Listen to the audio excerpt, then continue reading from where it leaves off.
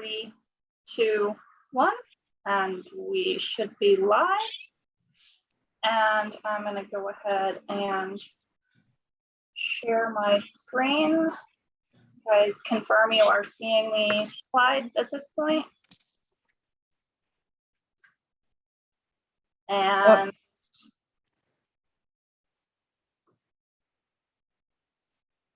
go ahead, Ms. Vice Chair. Good afternoon or good evening. It's Wednesday, January 25th. This meeting is compliant with the Ralph M. Brown Act as amended by the California Assembly Bill number 361, effective September 16th, 2021, providing for a public health emergency exception to the standard teleconference rule required by the Brown Act. The purpose of this is to provide a safe environment for the public, staff, and committee members while allowing for public participation. The public may address the committee using exclusively remote public comment options. The committee may take action on any item listed in the agenda. Public meeting videos. Members of the public may view the Open Space and Ecology Committee meeting by logging into the Zoom meeting listed below. Open Space and Ecology Committee meetings can also be viewed live and or on demand via the city's YouTube channel at www.youtube.com/BrisbaneCA or on Comcast channel 27. Archived videos can be replayed on the city's website, brisbaneca.org/meetings. To address the committee, the Open Space and Ecology Committee, OSEC meeting will be an exclusively virtual meeting. The OSEC agenda materials may be viewed online at www.brisbaneca.org at least 24 hours prior to a special meeting and at least 72 hours prior to a regular meeting. Remote public comments. Meeting participants are encouraged to submit public comments in writing in advance of the meeting. Aside from commenting while in the Zoom meeting, the following email and text line will also be monitored during the meeting, and public comments received will be read into the record during oral communications or during an item. Please email aetherton@brisbaneca.org or text 415-203-8897. You can join the Zoom meeting at www.brisbaneca.org/Zoom-OSEC. Our meeting ID number is 976-4295-0160. The call-in number is 669-900-9128. If you need special assistance to participate in this meeting, please contact Adrian Etherton at aetherton@brisbaneca.org or 415-508-2118. Notification in advance of the meeting will enable the city to make reasonable arrangements to ensure accessibility to this meeting. All right, I'd like to call this meeting to order. Let's have our roll call. I suppose I should say this is the OSEC meeting of September 26th, and I'm calling it to order at 6:36 p.m. Roll call, please. Shauna Calmes. Present. Ross Dykes. Barbara Ebel. Here. Glenn Feldman. I think you might be muted, Glenn. Glenn here, and I think you meant January 26th. Oh, you're right. Sorry, my mistake. Jason Noonan. Here. Here. Mary Rogers. Here. Michelle Salmon. Here. All right, almost everybody's present. Let's have an adoption of the agenda. I move that we adopted the agenda as published. I'll second it. Second. All in favor, Shauna Calmes. Yes. Barbara Ebel, aye. Glenn Feldman. Aye. Jason Noonan. Aye. Mary Rogers, Aye. Michelle Salmon. Aye. Oral communications. Does anybody have any oral communications? Is there anyone in the waiting room? Any texts or anything, Adrian? I do see that we have one attendee, Erin B. I assume that's Erin Becker. I do not see that she has raised her hand. I do not believe I've received any other correspondence. I'm just going to make one comment myself. I want to say thank you to all of those wonderful people who applied to Open Space and Ecology. Those I know and those I do not know, I look forward to working with all of you, or whichever subset of you the council appoints. How about the approval of the minutes? I move that we approve the minutes. I had a quick thing. It might be small, but the 8 pounds per person per day of garbage, I think we all agreed that was just not a good number. And I don't know how important that is, but I think we all agreed that that had to have some industrial garbage or something in it also. How do we deal with that? I think she said she was going to look into it. I think that she reported that, and then we questioned the validity of that number. And so Yeah. maybe the minutes could reflect that the OSEC has questioned the validity of that number and the methodology for attaining that number.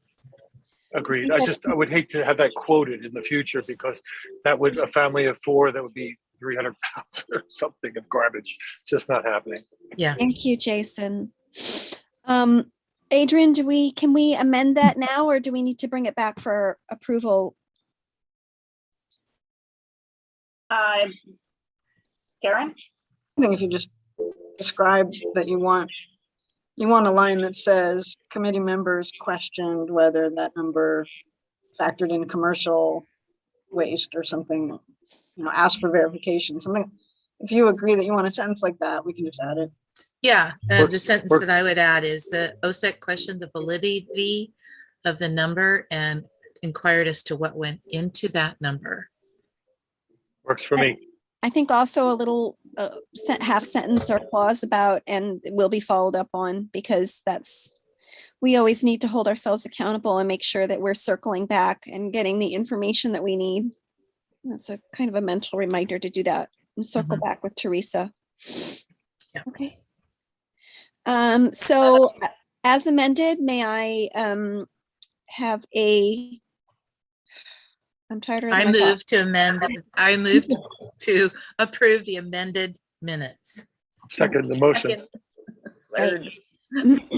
Shauna, Yes. Say aye. Aye.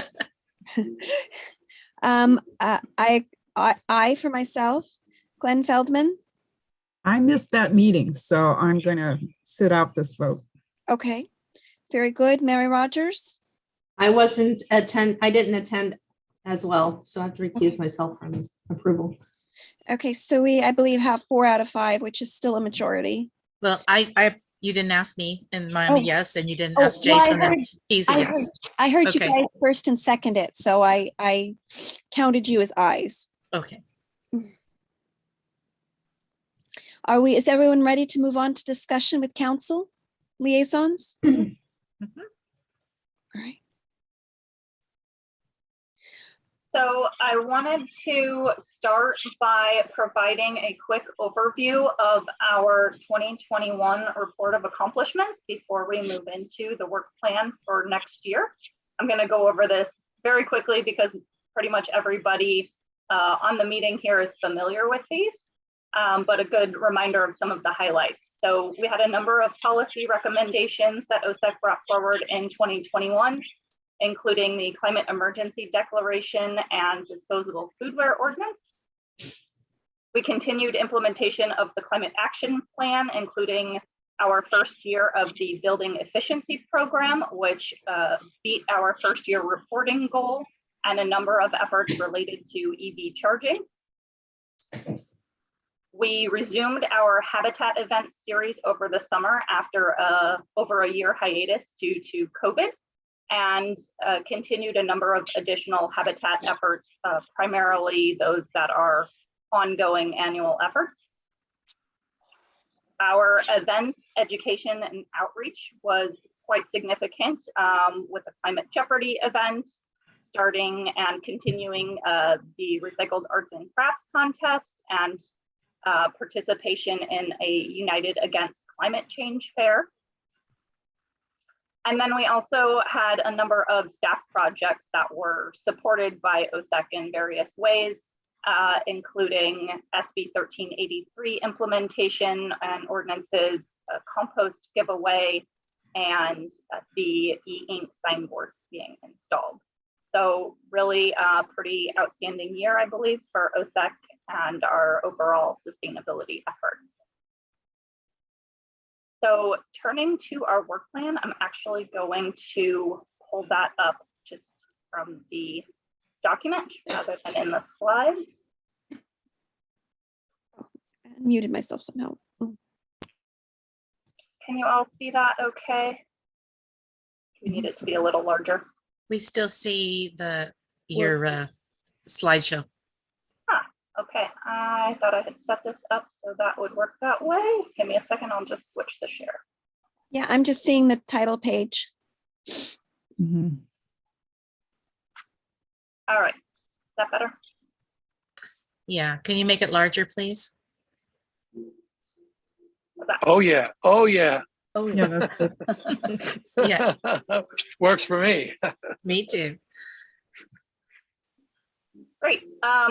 So I'm not sure how we wanted to necessarily take this, if we want to go item by item, or if council members or others would prefer that we kind of go through and summarize and then have discussion on particular items afterwards. Anyone? I think it'd be good. This is Terry O'Connell. I think it'd be good to go ahead and just go through with the overview, and then if we have questions, we can come back and ask. Agreed. Thank you, Terry. Fantastic. So just to start off, obviously OSEC as a body that provides policy recommendations on environmental issues have a number of policy issues listed here up front, including the open space plan update, which staff will provide a little bit more context on in a couple of minutes.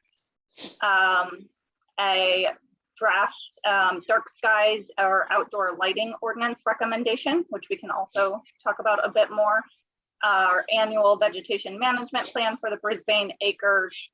A item that has been on our list for a while is an invasive species ordinance for areas within and adjacent to the Brisbane acres. And then these are also kind of long-term items that have remained on our work plan waiting for the right time. The 2030 climate action plan update when the Bayland specific plan and EIR are available, and review of future proposed updates to an open space element of the general plan. Our habitat restoration efforts are basically maintaining what we've been doing in the past number of years, putting on 3 to 4 habitat restoration days per year, and continuing to evaluate for canyon needs for volunteer maintenance. Our typical education and outreach activities, including the Day in the Park Festival and Bike to Work Day, Littman Science Fair, library display, which we hope to update, and publications through our city communications channels. Supporting the health and growth of the urban tree canopy. Methods could include a tree inventory or urban forestry plan, or a recommendation for a tree technical advisory committee. I think that's one that we will definitely come back to in discussion. And then providing input on design of the Baylands open space upon council approval of the land use has been an item, again, waiting for the time to come up, that has been hanging out on this list for a while. And then just going over some of the items that are more on the staff side of things as far as implementation of policies and programs, continuing to implement our climate action plan, outlining plans to meet our new climate emergency declaration goals established last summer, implementing the Brisbane Building Efficiency Program, continuing to pursue ways that we can reduce energy use or green energy use at our city facilities, and promoting energy saving and emissions reducing programs, policies, and actions to the community. We have a number of efforts in the solid waste category, including the disposable foodware ordinance and SB 1383 implementation, which will be a pretty significant effort this year. And then some of our ongoing items, just continuing to promote better reuse, recycling, and compost in the community, and then using our sustainable purchasing guide in city facilities and purchases. We'll be continuing participation in our Boston water savings programs and continuing some efforts related to road emissions and transportation, most notably EV charging infrastructure, which we expect to be installing this year. Developing the vegetation management plan for the city-owned Brisbane Acres is an annual ongoing item. And then a kind of catch-all bucket down here of supporting city endeavors related to or impacting environmental and climate goals, including review of the Bayland specific plan and EIR, and representing the city in our regional collaborations on sustainability issues. So with that, I suppose maybe a first step is if there are any clarifying questions on any of the items on the work plan. That you didn't mention that we'd go into in more detail. I have no. Michelle's hand. So I have a, sorry, can you hear me? Yeah. Okay, I had a clarifying issue, the invasive species ordinance. We talked about a stepped ordinance that covered all of Brisbane and not just the areas within and adjacent to the acres, but having different levels of compliance with the invasive species ordinance, depending on the species and on the proximity to habitat. So I just wanted to clarify that. Yeah.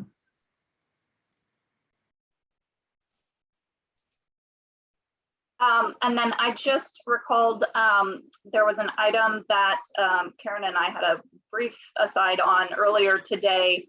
I realized had been omitted was under the policy issues area, potential update of the REACH codes.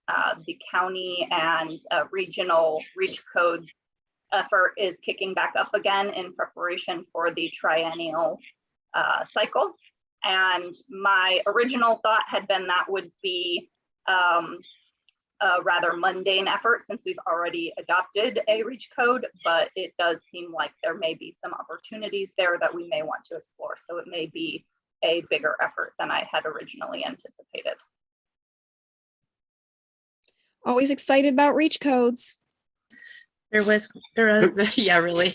There was one other thing that we had brought up in a previous meeting, and it comes to mind now because we actually had an incident Monday where the people who are maintaining the lawns at the pool and at the nursery school and the field came with equipment that was just horrendous, a gas powered weed whipper and just a gas powered lawnmower that was just billowing smoke to the point where I said, you need to shut that off now before this is before I even went in the pool. Thank God I was still wearing a mask.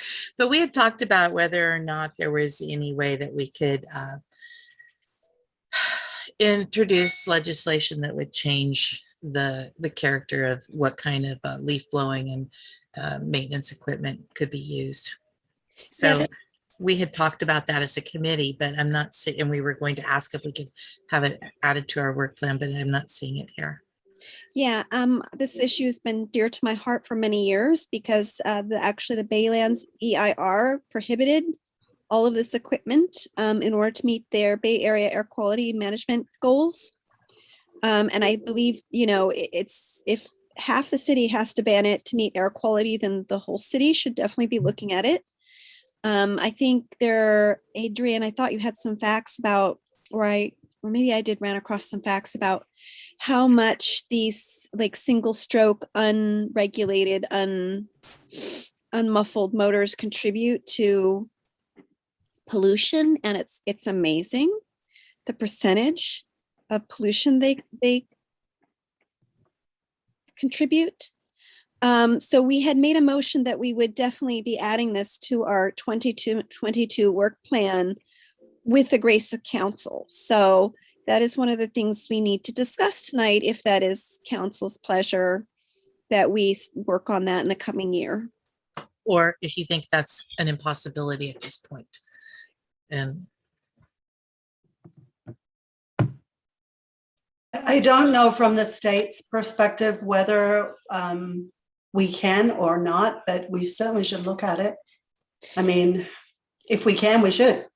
I just don't know if we can. Glenn, I believe Glenn knows because they've already started to do some stuff.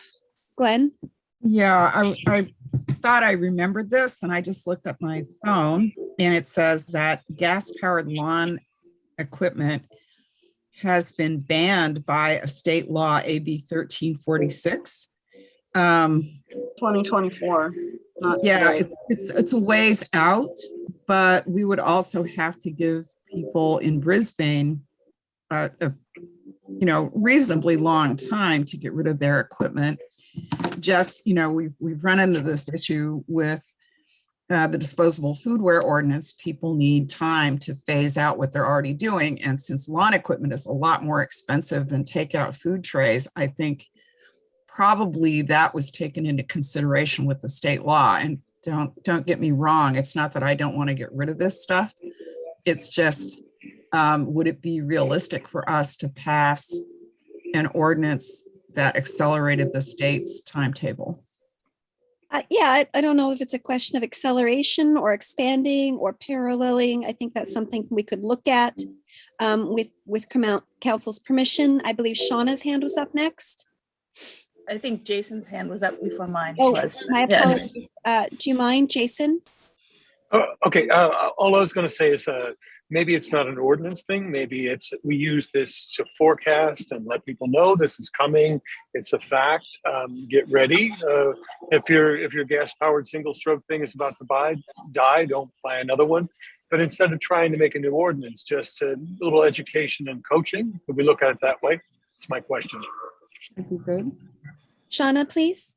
And my comment was that it may not be an ordinance yet, but as a city, I think we have a responsibility to be role models. And why are we using a company that is using these really noxious and polluting machines? Yep. How does that provide a good role model for the citizens to maybe want to use something else if they don't see other people, if you don't even see the people who are working ostensibly for the city using them? Yeah, I call and yell at Randy every year because every year they take their leaf blowers and they weed whack the median, and every year they take the leaf blowers and they blow it all up into my yard. Every year. yeah, at the pool, they just blow it around and it goes in the pool. So my evil plan has come to fruition. You finally noticed it? Yeah, you succeeded in seeding my entire front yard with. So I'm sorry, I made you laugh, Chair. My apologies. Glenn has her hand up. I'll take my hand Her down. real hand. Okay. Is there anybody else who'd like to try and make me laugh? Just one more thing about this law. The state is going to adopt regulations around these tools by July 1st of this year, and their sale will be banned by the start of 2024. We don't know what those regulations are going to look like yet. Yeah. So All just right. FYI. Well, I think there is room for us to do something around this, either with education and outreach, or just staying informed about the laws and figuring out if there's room for us. But what we need more than anything else is council's blessing to add it to our work plan, if that's their will. Council have anything to say on this? Well, this is Terry O'Connell, and I'm not sure that if the subcommittee can give blessing to saying that, you know, the entire council would give blessing to this. I do think that it should be something that is on the lighter end, because we do have regulations that are coming in 2 years. So I do think that outreach and, you know, informing could be something, or should be something on your work plan. I'm not sure if trying to do something more proactive as far as banning it earlier would be a good use of your time, but I certainly think outreach to city departments and to the public is appropriate. Karen? Great. Okay. You know, I mean, if we do get that information out to people, it's like, if you don't say anything now, and then this just lands on people's laps in 2024, and in November 2023, their gas powered thing broke and they bought a new one, there's going to be pushback. If we're putting out that information now and something breaks down between now and 2024, these people can have a different thought process about what they're purchasing. It just seems Agreed. logical to me, but anyway. Great. I would also love to see the city support this by setting a good example. So Randy, consider yourself officially reached out to. Yeah. You know, And what I was typing as you were talking is a note to my staff to put in a budget request this year to replace either half or all of our gas blowers, so we can get ahead of it before 2024. Yes. And our contractors as well. And our contractors. That I got to deal with too. That's a trickier one. It is. It is. That was the comment I was going to make, is that existing contracts, it's hard to go in and change the rules halfway in the mid contract period. So telling our contractors they can't use their existing equipment would probably be very difficult for staff to enforce. We could certainly reach out to them and say we discourage it, but I don't think we could really change our contract midstream. Good point, Terry. That's great. Can I jump in? When we talked about this a couple months ago, we did reach out to our contractors. Adrian, you were part of it, right? And they all were aware of the state law, and they were like planning to move to electric, not necessarily the day that we called them, but with any replacements. They were aware that it was coming and they wanted to comply, and they said they can work with charging the batteries, and it wasn't a problem. So, you know, they are trying to go in that direction too. Good. Great. Thanks, Karen. Well, we will, I think, so what's our formal process? Do we need to wait for our liaisons to get back to us with the full will of council, or? No, we're taking this is going to council next week. So I think that we can add it as a line, and then the full council will get a chance to see it, turning it in tomorrow morning. Sounds great. Let's go ahead and shove it in there. And I just was reminding Adrian, and she said, yes, please bring it up on the reach code stuff. We wanted to just make the point, since we had our liaisons here, that they have to do a bunch of cost benefit studies for everything they're considering. And they don't have a lot of specifics now, but they do want to try to get into existing buildings. So that might be something that we want to bring to you guys to see if we get support on trying to electrify existing buildings. And maybe Adrian could talk more about how that might shape up. Yeah. Yeah, I think there's a lot of question as to how that might shape up. There have been only a few efforts so far related to existing buildings through reach codes or other methods, but it is definitely a growing part of the conversation, and all appearances point to a growing need to address them, and especially as we have made our electricity supply much greener. So I know one of the discussion points has been around establishing a date for the end of gas flow. Some of the others have been around ordinances that require major remodels to be electric. There have been some conversations, although they've been met with a lot of resistance for some fairly good equity reasons, about requiring any gas appliances that burn out to be replaced with electric. It's usually called a replace on burnout provision. It can be quite costly still at this point in time to electrify. So there's just a lot of conversation happening in the industry among city staff and other stakeholders about how this can be done. And I think that's where we're hoping cost effectiveness studies will provide some insights. So there will be definitely an opportunity and a need for a broader conversation about what the city wants to do and is willing to do. Is this mostly on commercial, or is this commercial and residential? No, it is generally, I mean, as with any city ordinance, it would be up to the city to decide, up to the city council to set that policy. But generally it is being discussed as both residential and commercial. And often the commercial have more time or more loopholes for certain sectors. So industrial buildings, greenhouses, other spaces that may be more difficult to electrify tend to have more time or more exemptions. But generally it's kind of everything is being looked at this stage. Okay. Thank you. Yeah, I think we'll just look at it because we don't know what's coming down the pipe exactly yet. So we will need to look at it as it arrives. And it seems like a good one to bring to a council subcommittee before just, bringing it to the full council. Sure. I definitely think all of the signs point to a lot of stakeholder engagement required.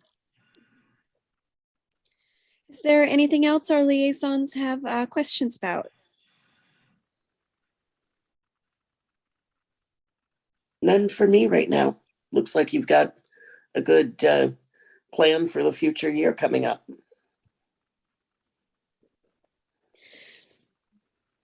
When we get to it, I want to talk about this draft tree subcommittee. Are we going to go in the details of that here, or are we going to wait to hear, because that's later in their agenda, not on the liaison portion. And I thought that because it's still on their agenda, that they would want to be working out some of the details before they shoot it back up to us. Not sure. Was that the plan? So, ma'am, if I may, Chair, if I may. So for the liaisons, I think we're at the point where we are getting ready. This is coming to you at the council meeting. So I think staff and the committee itself need to understand which of those two very different items that the liaisons would recommend to the council. So primarily to help avoid extended discussion at the council, normally the liaisons provide their counsel and such to the committee, and then you make your recommendation to the council without forcing the 5 members of the council to tease this apart. Okay, so you want us to stay on for that portion of the agenda? Yeah, and we had three things that have been advanced to the point of like, we're either ready to talk to a couple of council members or the full council. So we thought this was a good opportunity to talk about those 3 things, not in microscopic detail, but in enough detail to get some feedback from you guys. Okay. I wasn't sure from how the agenda was posted. Do we want to take the tree advisory committee next, and then we can go on to those other items? I don't have a preference on the order. You had an order set up, right? So you can go with how you. Yeah, I think we should skip the break and if we are, This is if they are before to the stay break. on the. This is all still under the work plan item. The tree advisory committee was posted as a supplemental item related to the work plan. So I will pull that document up too. I tried to print all these documents, but they were all landscaped. And so you couldn't get them to print in the format that you had.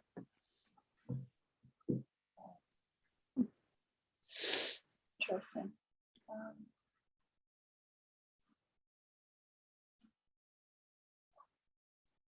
Are you seeing the tree work plan now? Yes. little bit larger.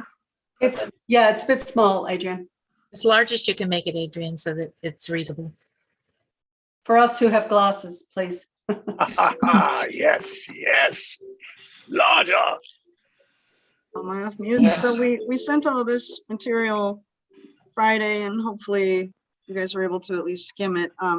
This subcommittee and has talked to the full committee about this concept.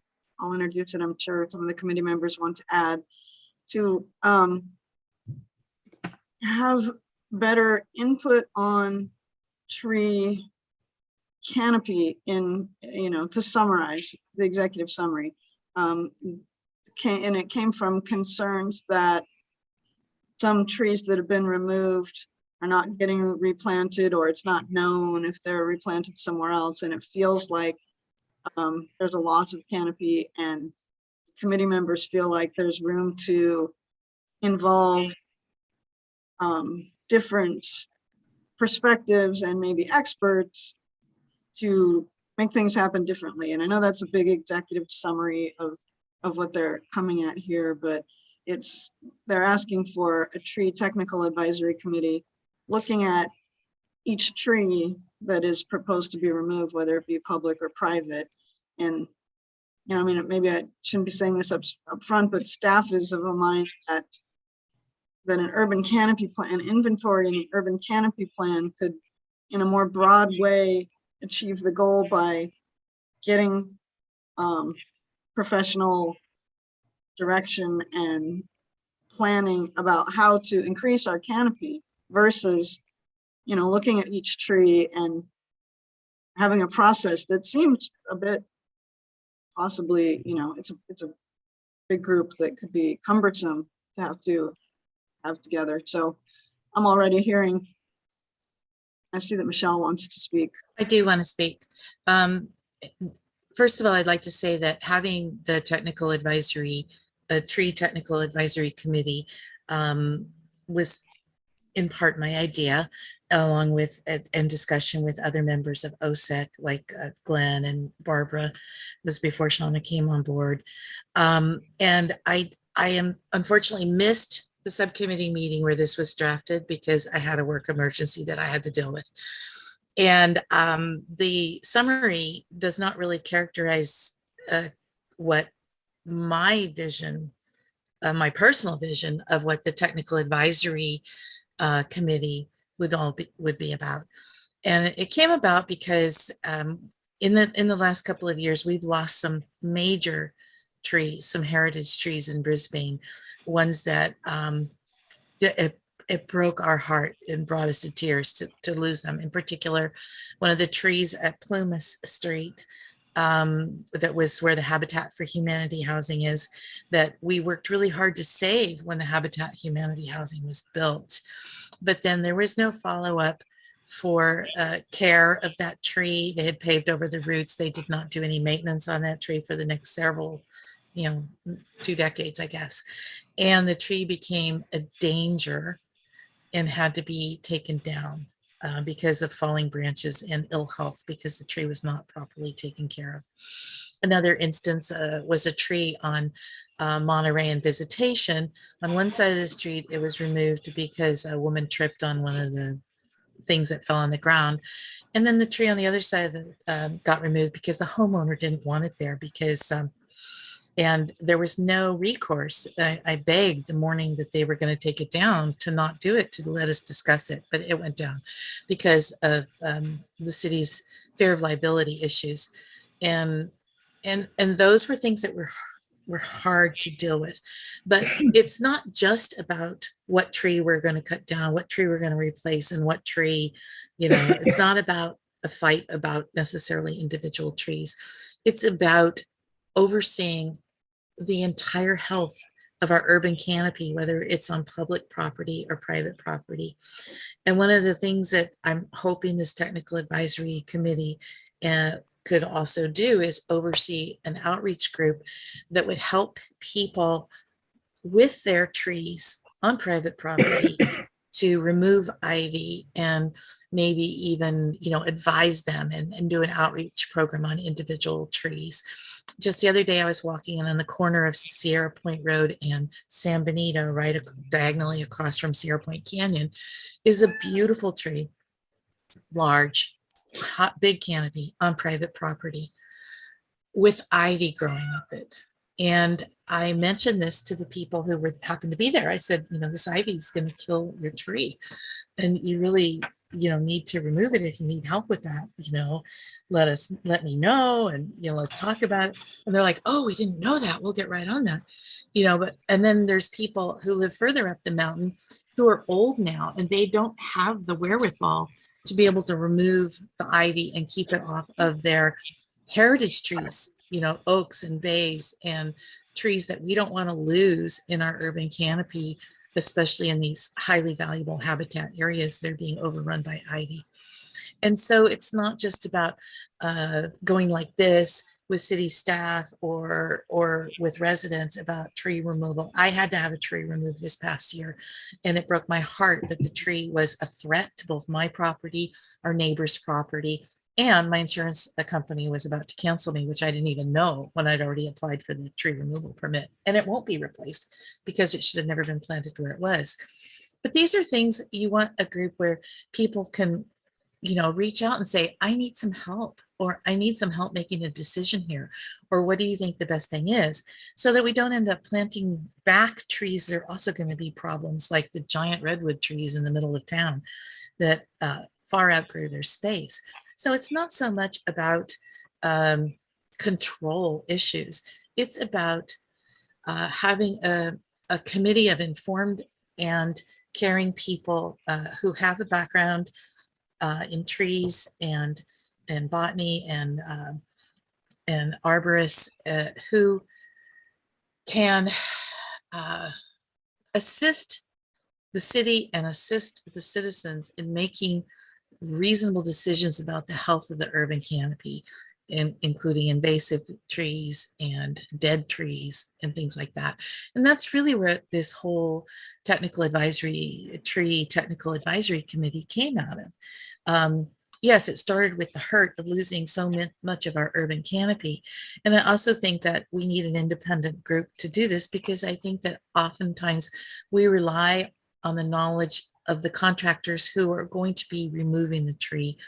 And to me, as much as I think that they're a very honorable company, you cannot help but have some conflict of interest there.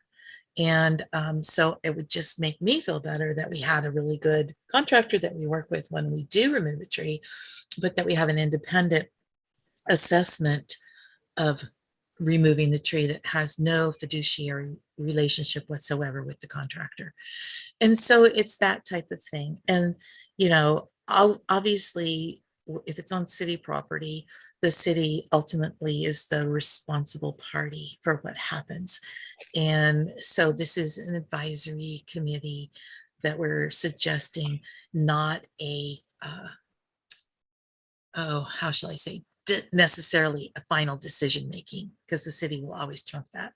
And so with those understandings, I think that there's still a lot of work to be done to really craft this out exactly the way we want it, and discuss options for having citizen groups that can help with urban tree health and help private parties where the city is not able to do that type of thing. So this is just a seed we're planting now to be able to have this, because also, we have to also work with the fire department and about, fire safety, because we do live in an urban fire area. So that's sort of what the impetus was for this, in my opinion. And yeah, I mean, I think we tried to capture that in the language. It's not supposed to be like fight everybody all the time on everything. I'm sorry, that's not at all where this is coming from. But that's what the summary sort of states. And that's why I wanted to bring it up, Barbara. Thank you, though. Sorry, didn't mean to interrupt. Yeah. So anyway, I mean, I did kind of feel like that's kind of what staff maybe thought, but I don't think that's what our community members thought. It is, for me, it came out of the fact that we are losing about 2 large trees a month. And we do this for many years in a row. That's, we're losing around 50 large trees a month. That's 100 every 2 years, 200 every 4 years. It's it's going to radically change the face of this town. Eventually, maybe not tomorrow, maybe not next year, but eventually it will. And Adrian, could you please scroll down? So there's some language here about why it's important. And then there were some thoughts we had about what the TTAC might accomplish. Because that forestry plan that I actually asked to have happen, that came from me. That came from me as a result of the Plan and Action Planning conference that I attended like 3 years ago, 4 years ago, something like that. So, staff has a lot on their plate, so we're also responsible for making things happen. And I just think it would be good if we had a group of people who this was their focus. We have, review the ordinances and regulations regarding urban policies that, make sure they are fairly applied throughout the city, shepherd the forestry master plan and tree inventory and leverage the results to ensure the goals set out by the plan are met. So we're relying on professionals there. Curate a best management practice crown root protection. I mean, that's what happened to the tree on Plumas, and that was a big oversight. With our tree protection ordinance, we talked a lot about trimming back the branches, but we don't have a lot of language that protects tree roots. And drought protection tools, sanitation. I can't tell you how many times I've had people come onto my property and I'm like, you step back off my property until you have sterilized your tools. Yeah. And unfortunately, there's a lot of arborists out there who feel it's optional, and there's a lot of people who don't know that it isn't. So that's like an educational opportunity, networking with other agencies and community residents, reaching both up, out, and around, to make sure that we're all on the same page, because we all do want what is best for our urban forest. Next page, Adrian, please. Act as general resource. There's an education component again that OSEC has been very involved with. Promote volunteerism. As Michelle pointed out, there are people who need help with the ivy. Provide community education on the benefits of trees and their ecological function. I mean, we have like Brisbane, not so much because this area was more grassland, but overall in the United States, we have about 1 in 8 trees, 1 in 8 of our original forest trees from our original forest standing. We've destroyed, what is that, like 80% of our forests? And most importantly, to ensure the recommendations from North County Fire are incorporated into all guidance documents. We cannot lose track of home protection and fire safety, but sometimes what North County Fire has to say is misinterpreted as like cut everything down. And that's really not what the guidelines are.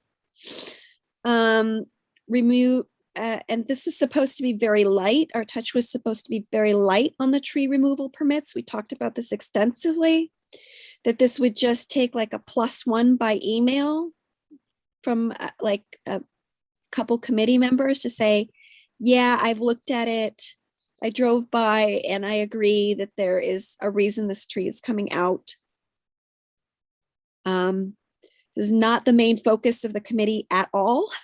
That's right. Involved in people's property rights, but sometimes people take out trees for the wrong reason, or they don't realize that a tree could be saved with minor. I mean, even staff saved the tree on, what is it, the one up from San Francisco? I always forget that street, one up from San Francisco where the apartment building is. They were going to take it out because it was lifting the sidewalk, and the city came in and I'm very grateful the city to come in and said, well, let's just trim the root. And it was done properly with an arborist. It was allowed to heal before soil was introduced into the wound, so that it didn't promote disease. And that was great. And we want to see more of that done. review arborist credentials, references, provide resources to, again, alternatives to those considering moving trees, not necessarily to have the final say, but, to say, look, sometimes it might be appropriate to say, hey, look, have you thought about this other solution? And then, unfortunately, newly planted trees are often neglected and die. We've seen this so many times. So it's been a huge problem. Right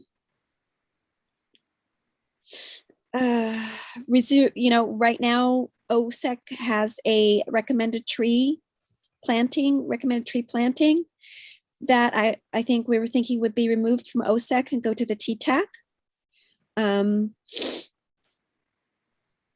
We also are dealing, OSEC is also dealing with the watering of the street trees and the schedule to ensure the health of our street trees. That could go over to the TTAC.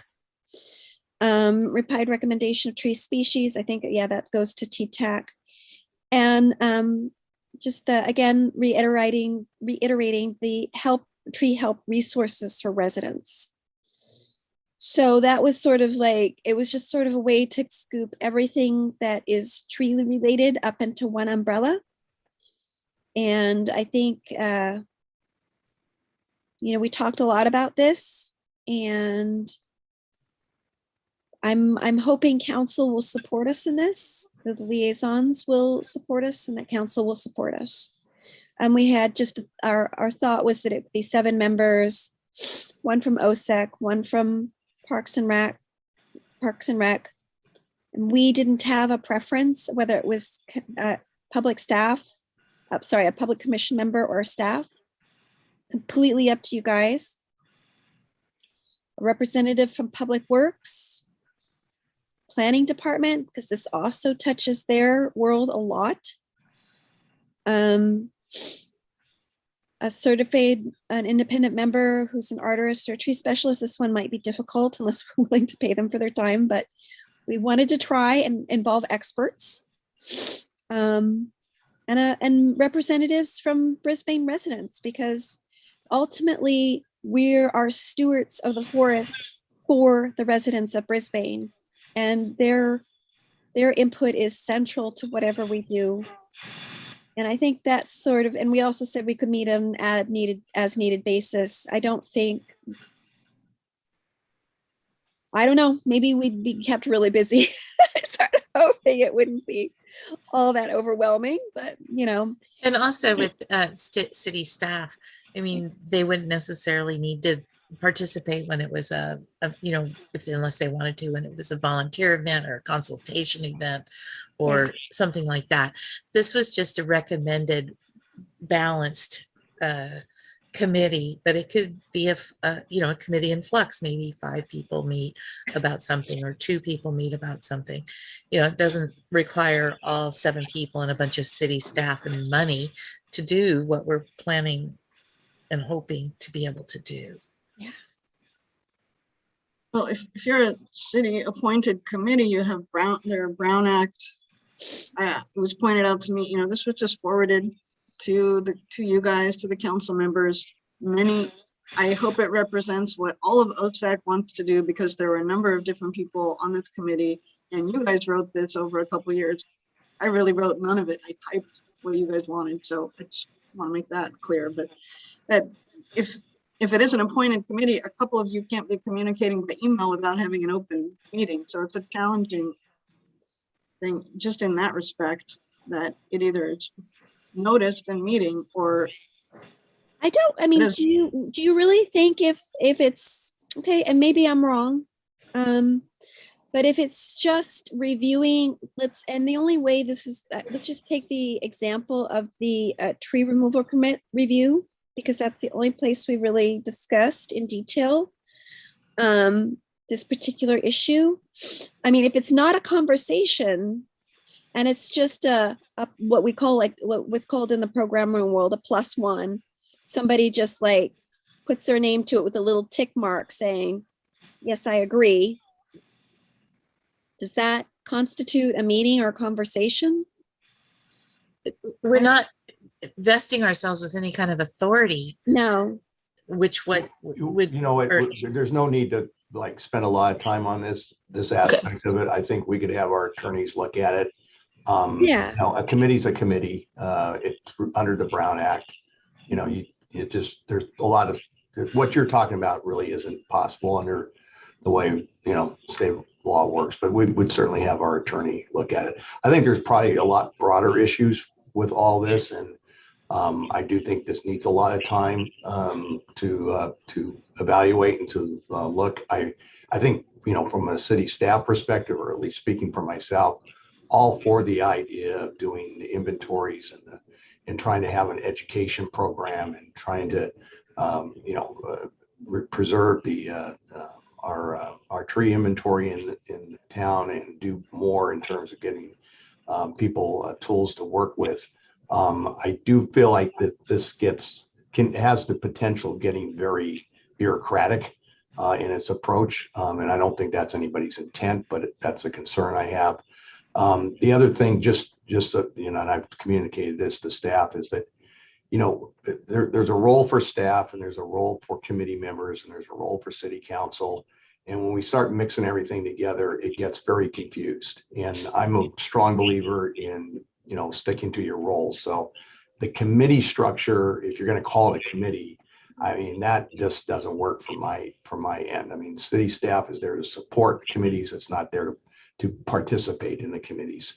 But, you know, we can work through some of this stuff. I think the overall goal of what you're talking about, you know, think is great. You know, I think we would love to be an asset or help the committee, you know, get there. But I do have a lot of concerns with the way this is currently structured. Okay.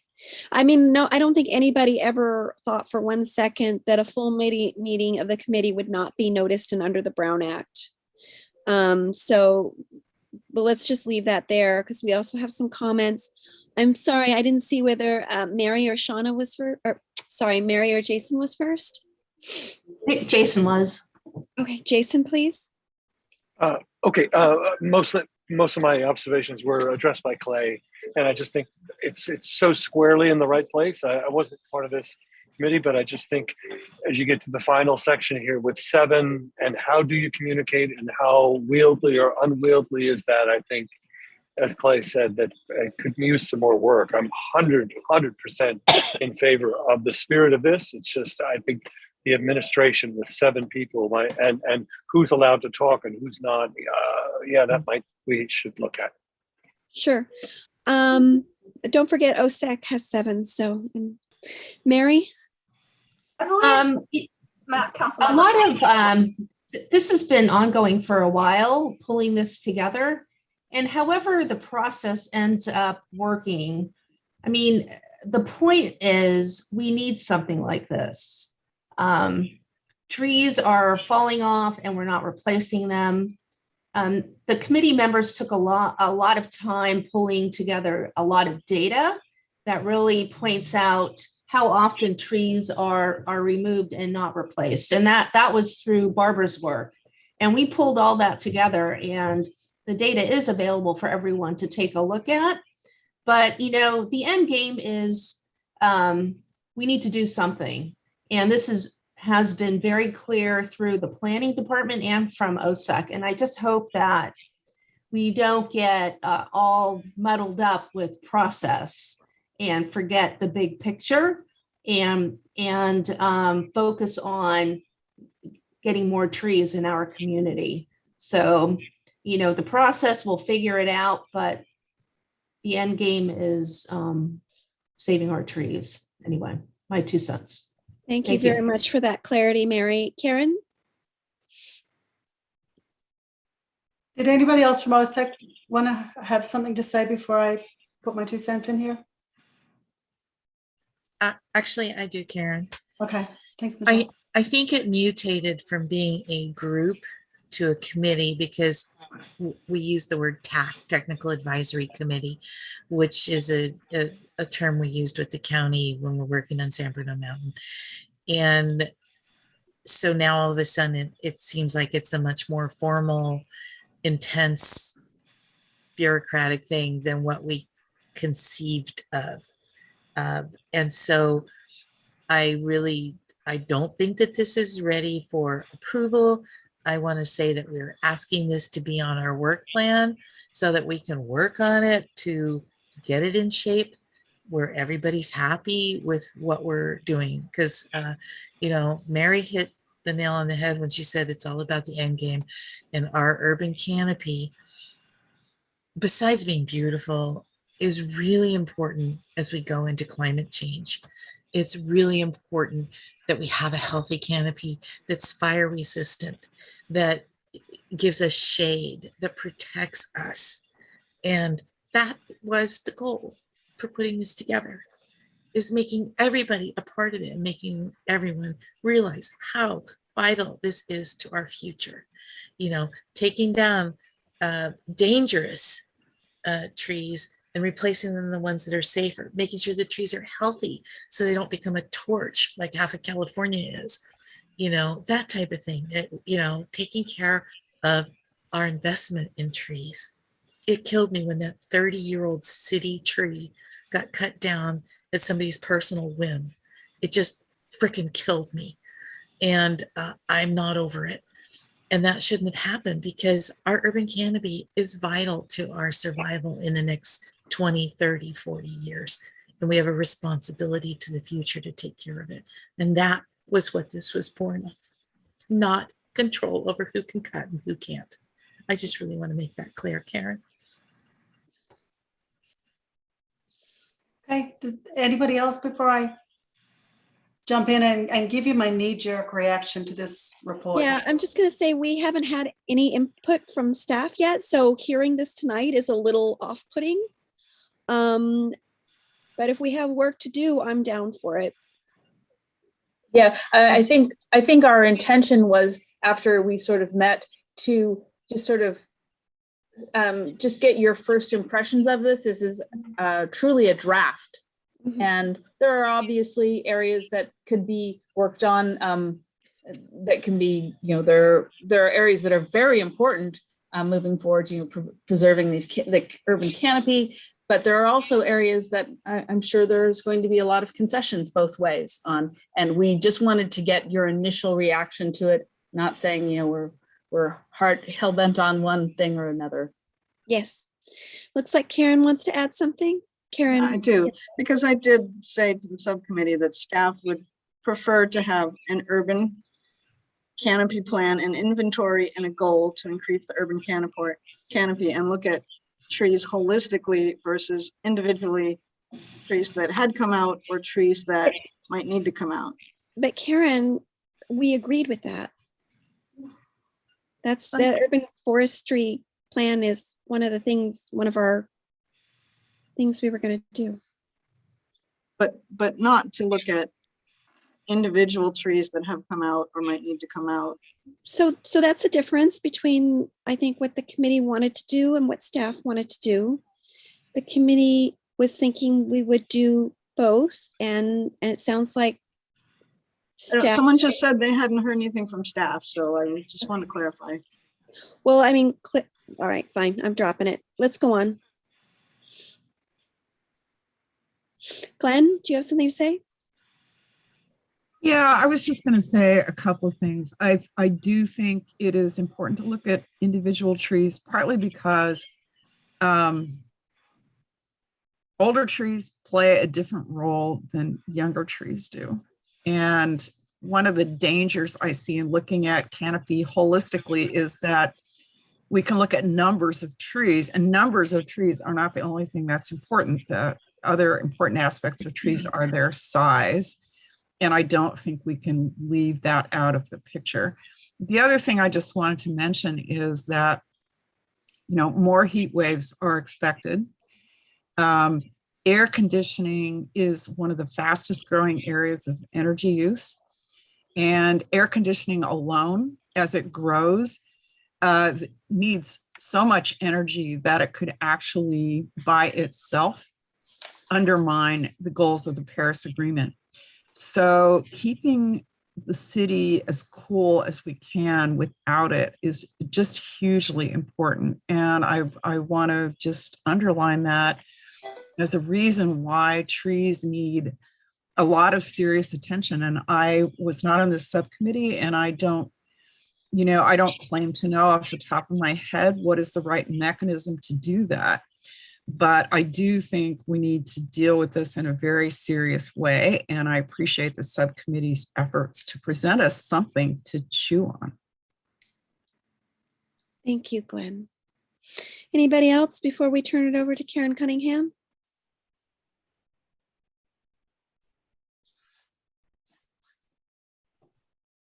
All right, Karen, I think the floor is yours.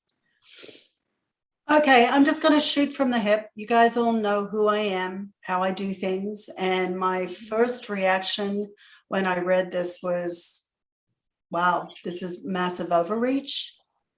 Just bear with me. It seems like you guys want to overtake everything that staff does. We've got laws on the books that protect trees. The other thing, and Michelle, I have to correct you on what you said about that tree, excuse me, on Monterey and Visitation. The straw that broke the camel's back for that tree was multiple people slipping on the nuts at the crosswalk. And the thing that really broke the camel's back on this one was a woman with a stroller who lost control of the baby in the stroller when she slipped on the nuts from that tree and the stroller went out into the street.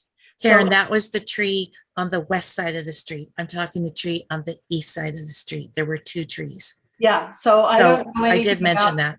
Okay, I don't know about anything about that other one, but one of the things that I would like is, my first reaction when I read this is, what problem are we trying to solve? Do we have a problem that requires a 7-member committee, and we can't put staff on committees?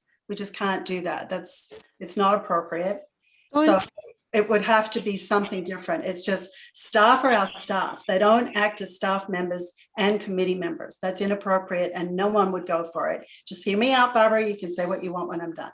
So, to look at this thing as the Tree Technical Advisory Committee and then to read what you put in that report really seemed like overreach. It really seemed like you were going to come down on every person who wants to cut down a tree.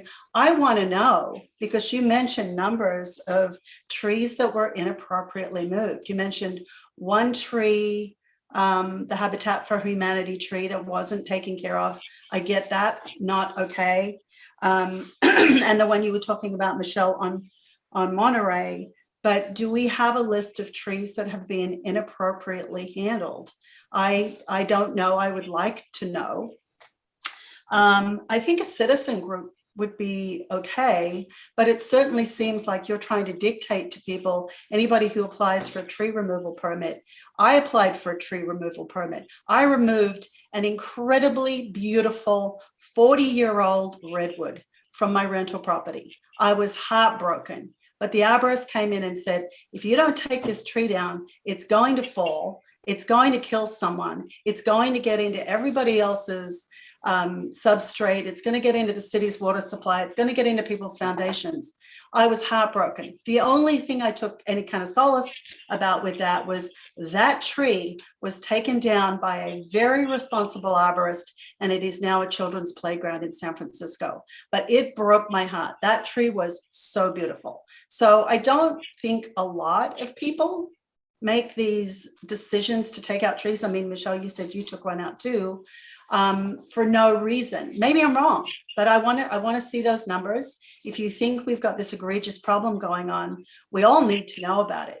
And as far as carbon sequestration, all this new technology is 4,000 to 5,000 times faster than trees. Now, what do we do when we say to somebody, and I'm just playing devil's advocate on all of this, okay? Don't take it personally. So what do we say when we tell a resident, you can't take that tree out and the next week they lose their insurance? I lost my insurance on Sierra Point. There was no ands, ifs, or buts, or maybes. And it wasn't my tree. It was my next door neighbor's canopy tree. that caused me to lose my insurance. So if we get into a position with anything that we do where somebody loses their insurance because of a tree, and then we get sued because we didn't let someone take out a tree. There's a whole lot of factors here besides just the trees and the fact that I would love to have many more trees in town. But what do we do about the fire? What do we do about the insurance? What do we do about the liability from the homeowners who say, my insurance company wants me to take this tree out and I'm getting pushback from, a committee. So there's a lot of different things in this. But just the way it was written was, to me, it was like, wow, this is really in your face and very aggressive. So if I could give you any kind of direction, it would be go back and turn this into a document that's palatable for people to read. And we cannot put staff on a committee, just cannot happen. I don't think it's legal. And I'm sure legal will come back with an answer to that. But, helping people with the ivy on the trees, getting rid of the invasive species, doing whatever we can to choose responsible trees. I mean, a lot of the trees that were planted in Brisbane many years ago were not responsibly thought about. I mean, some of the trees were put in should never have been on sidewalks. Things that drop hard berries that people fall on should never have been put in a public place. So, we can look at a lot of different things, but, if you want to make yourself an expert on this and somebody's house burns down or somebody loses their insurance and we get sued, they're going to say, what is your expertise in this area? So I think we have to be super, super careful. And I would really love you guys to take this document and really change it up. And I know, Michelle, you kind of alluded to that. So there you have it. Much so, Karen, because we don't want to cause anybody to lose their property. We don't want to cause anybody to, hardship in that regard. This whole thing was to be able to offer help and consultation and consensus. And there are times when the city denies tree permits as it is, but one of the things that also, Karen, that happens is, we do have these tree laws, like you said, but they're not followed up on. And there are cases where, this person got a permit and they were supposed to replant a tree or this or that or the other thing, and it didn't happen. And nobody follows up on it. There's a case on Humboldt Road on a house that, a certain real estate agent contractor got permission and never replanted the trees that he said he was going to plant. It's never happened. So, those are the kind of things that the tree group would follow up on, enforcement of the rules that we do have in place to protect people. And at the same time, there's been cases where property owner has reported to the city an egregious tree on the neighbor's property. And the city said, oh, we can't do anything about that. We can't. And then the tree fell on their house. So, it's like, I understand the city has a lot of liability. And what I said earlier was, we're not going to, at the end of the day, the city has the authority to overrule anything that we would recommend. We know that. We know that really clearly. But I think you understand better now, Karen, the spirit of it and the way this is written. When I saw it, I was like, oh God, okay. That first paragraph just about killed me. The rest of it, I think, is really, talks about what we want to do. As far as who comprises the tree group, you're right. I don't think that necessarily city staff should be on it, but they should certainly be available to advise if there was a question that involved the city. So that's my thought on it. And I appreciate your thoughts on it because I wouldn't want to put anybody in jeopardy. I had already decided that we needed to take that tree down because it tripled in size since we've lived here. And after I'd already scheduled it and filed my permit, I got a letter from my insurance company that they were going to cancel me. So, So yeah, I mean, one of the things, so it would have been I'm going to assume that what you're saying, Karen, is right, that we cannot have staff on a committee. And this is the kind of thing, it would have been really great to hear from staff so that we didn't make this kind of gaffe, but we didn't. Well, it's not a gaffe, Barbara. We're in a private meeting. This is where we sort things out, right? And the same is, It's a public meeting. Right, but you cannot have a committee that is Sure. emailing each other either. No, You've got a daisy chain Brown Act violation right there. that was not what I was suggesting at all. So that's fine. We'll just drop that. It's gone. We don't need to fight about it. We can cut it down from 7 members. That's totally fine. We can trim various other things out of it. It would be good to hear what you would like to keep. Because as Mary said, that what we get, the end is what's important here. And the numbers I gave you are that we are losing 50 large scales of trees a year. You can see that from the tree removal permits. As to which of those are removed wrongly, I have, and nobody else, I think, has any way of determining that. I think, well, I mean, I guess they're all removed rightly, or at least I would actually guess, let me just jump out on a limb here and say, I would assume the vast majority of those are rightly removed. And that if there are any that are wrongly removed, it's a very small portion because staff is reviewing this. This committee's goal was just to maybe help people around the margins when there was an option not to remove the tree, it was like a committee.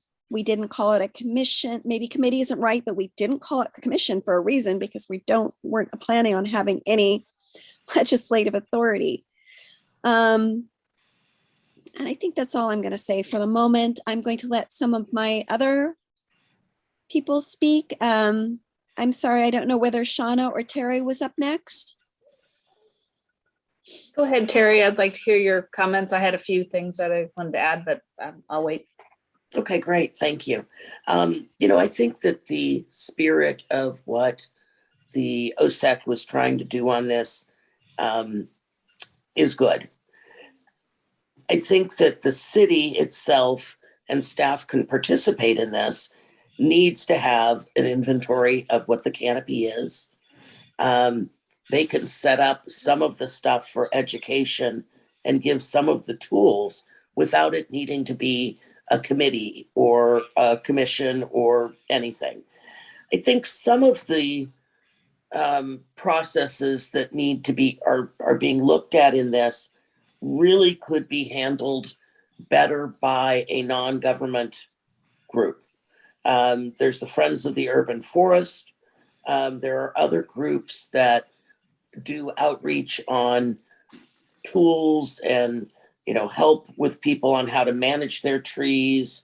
And I'm not saying Friends of the Urban Forest knows everything, but maybe some kind of group like that is separate from Brisbane can be formed in Brisbane to help with some of those specifics of working with people to make the best decisions, or giving them help on how to care for a tree, or when it needs, planting and watering guidelines. Those kind of things aren't regulatory. And I think that might be a way to bridge some of the gap.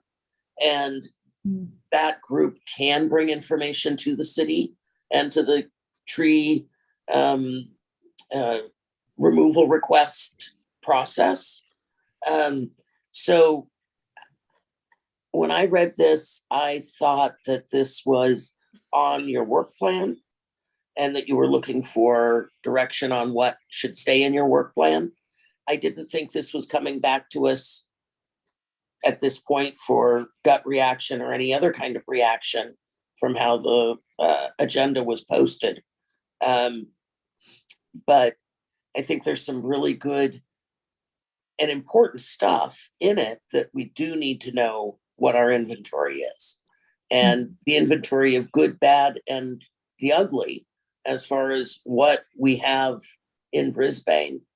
And some of it is stuff that we can't go in and tell someone they have to take a tree out or they have to leave a tree.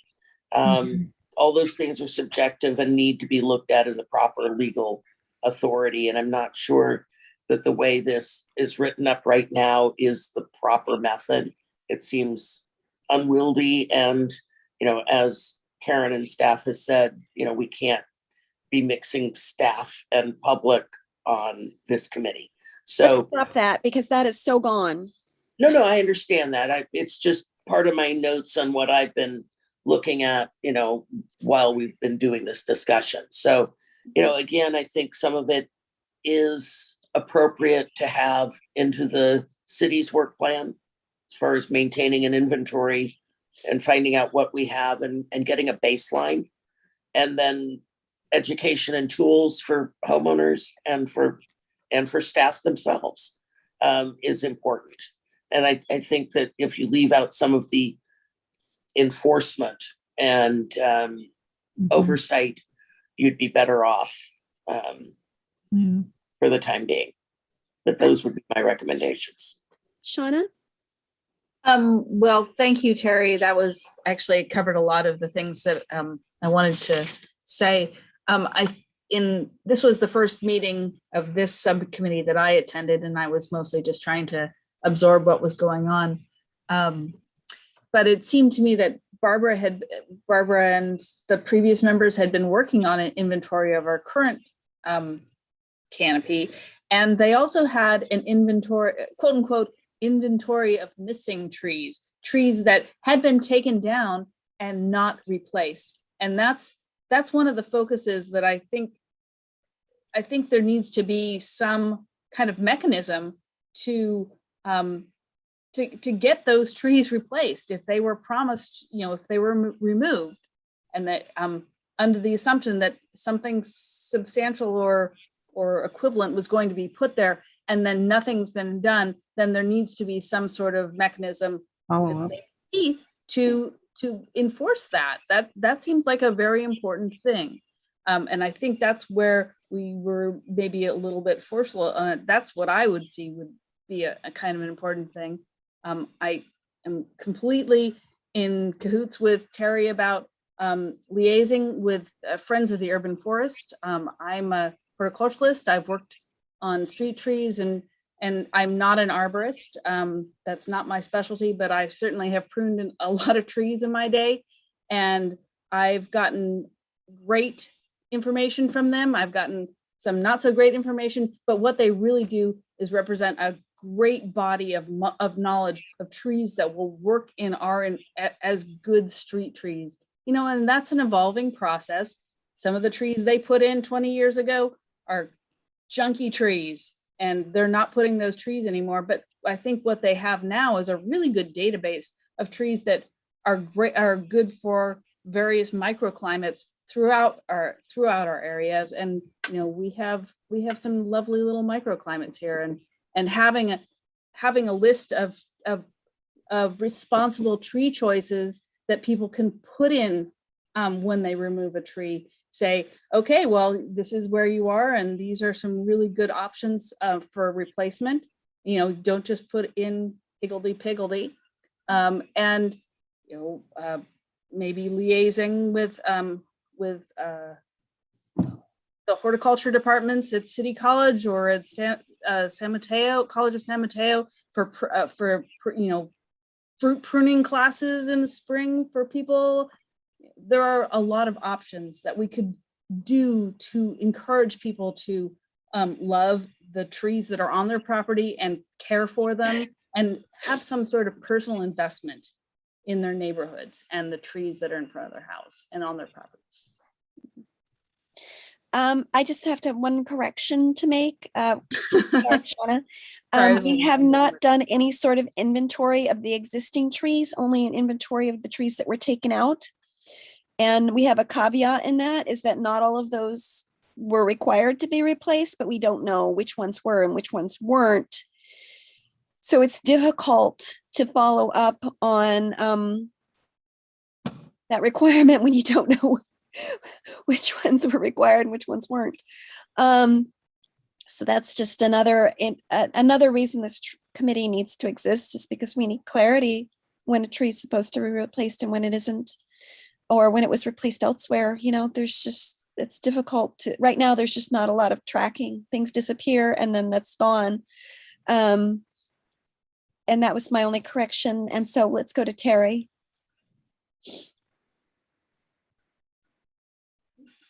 I already spoke. Oh, Oh, sorry, your hand's up again, love. No, I didn't. I did. I thought somebody would take it down. I just never did. Okay. So it sounds like we definitely need to take this back to the subcommittee and do some more work on it. And I'm happy to see that happen. Yeah, anytime. So maybe the work plan could say, study the formation of a urban tree group. Sure. It can be an urban tree group. Yeah, like I said, I'm not sure that the word committee was correct or deliberate, but definitely not calling it commission was deliberate and correct. I mean, I think a lot of the words, a lot of the goals say recommend or advise. There was no legislative power intended here. So we will recraft the language to make that clear. So in Chair, just for a point, what you see before you has already been submitted for the staff report. The staff reports get turned in a week early, so that's already out there. So I'll just have to let the liaisons determine for themselves how they're going to make a recommendation to council. Right. For me, I think the recommendation from the liaison, well, from my half of the liaison, would be that it's removed from our agenda and discussed at a later date. I think that's wise. I mean, sounds like that's wise from my perspective. I agreed. Otherwise, it's going to create confusion. And if people read and get the same reaction that I did, which is like, whoa, you don't want that. You want something to come forward that is palatable, doable, realistic, and, you know, an advisory group. And Michelle, what you said, finding people like you found that the person with the ivy growing up the tree and saying, hey, did you know? Because a lot of people don't know. It's like, okay, there's ivy on my tree. They don't know that ivy is going to kill that beautiful tree. So, you know, being helpful is huge. Yeah. And I've had to put in, go requests to have ivy removed from city street trees as well. Well, Yeah, all eyes on board, right? Yeah. I had a tree removed this year. We had a plum tree in our front yard that split down to its crown. And it broke my heart, you know, but it was leaning against, it was starting to head for the neighbor's power lines. So we took it down. It's not that, yeah. Yeah. And when I submitted my tree permit, it clearly said these trees will not be replaced. Yeah. They should have never been planted there in the first place. And 2 of them were volunteers. Yeah. Okay. I think it's time for us to go ahead and move on. What's our next thing that we're going over with our liaisons? Was there anything else that was questionable or concerning on our work plan that maybe needs to be discussed, or are we good? There were a couple of brief items that I think Karen and I were going to go over. And Karen Kinzer, it looked like maybe you were gonna say something else on this. No. I was just going to say, I understood we could reword the work plan a little bit because we had asked if we could turn in that report in the morning. It's pretty close. Anyways, maybe we just take out committee and say, you know. Group. No, I'm not comfortable with that. I think we need to do more work than that. So Yeah, I I do would, too. whatever, if it doesn't ruffle our liaisons, I would prefer to remove it from council's bucket. Okay. I think that's a good idea. Yeah, Karen, thank you for that. And Chair, just 2 takeaways I'd like to give you is one thing that I committed to is that I'm going to go over that list with Karen and I will review it with the Planning and Community Development Director. And if there are trees that we have conditioned to be replaced and that we have taken funds for, or just as a condition of approval and haven't done that, that's our bad. And we will get on that and we will take care of that moving forward. And the other thing that I would like to do with the committee as we're moving forward over the year is we do have an urban street tree inventory. That's old, and it has a number of recommendations in it. And some of the recommendations are difficult because some of the recommendations talk about removing the eucalyptus trees across the street from B of A, but in a regular, thoughtful fashion, replacing them with appropriate trees. It's also talking about looking at the trees we have on Visitation Avenue and getting some diversity in that species so that we don't have things die at once, and also look at how they're planted. So I would like to go over those things with you and see if I can't get your committee's assistance in Public Works moving those items forward, because we know there will be some resistance with them. So thank you. As usual, you're a prince, Randy. Thank you. Thank you. Adrian, you want to do dark skies next? Yes, I think we'll just try to keep this very brief. So one of the items on the work plan is a proposed outdoor lighting standards ordinance. The Dark Skies Subcommittee spent a lot of time on this in 2021. The goals really are to protect Brisbane's dark skies from light pollution and but continue to provide adequate nighttime safety.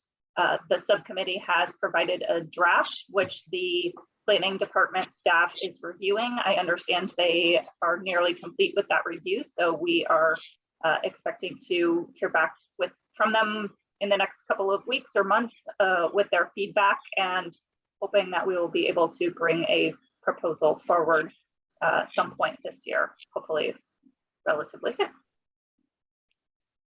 I'm really glad that you are working on the dark skies ordinance. I think it's really important, both in the industrial areas and in the residential areas.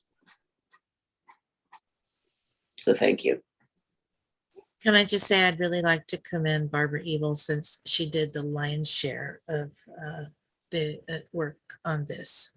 And as the committee member and the lead on it, I so appreciate that. And Adrian really contributed a great deal on this as well.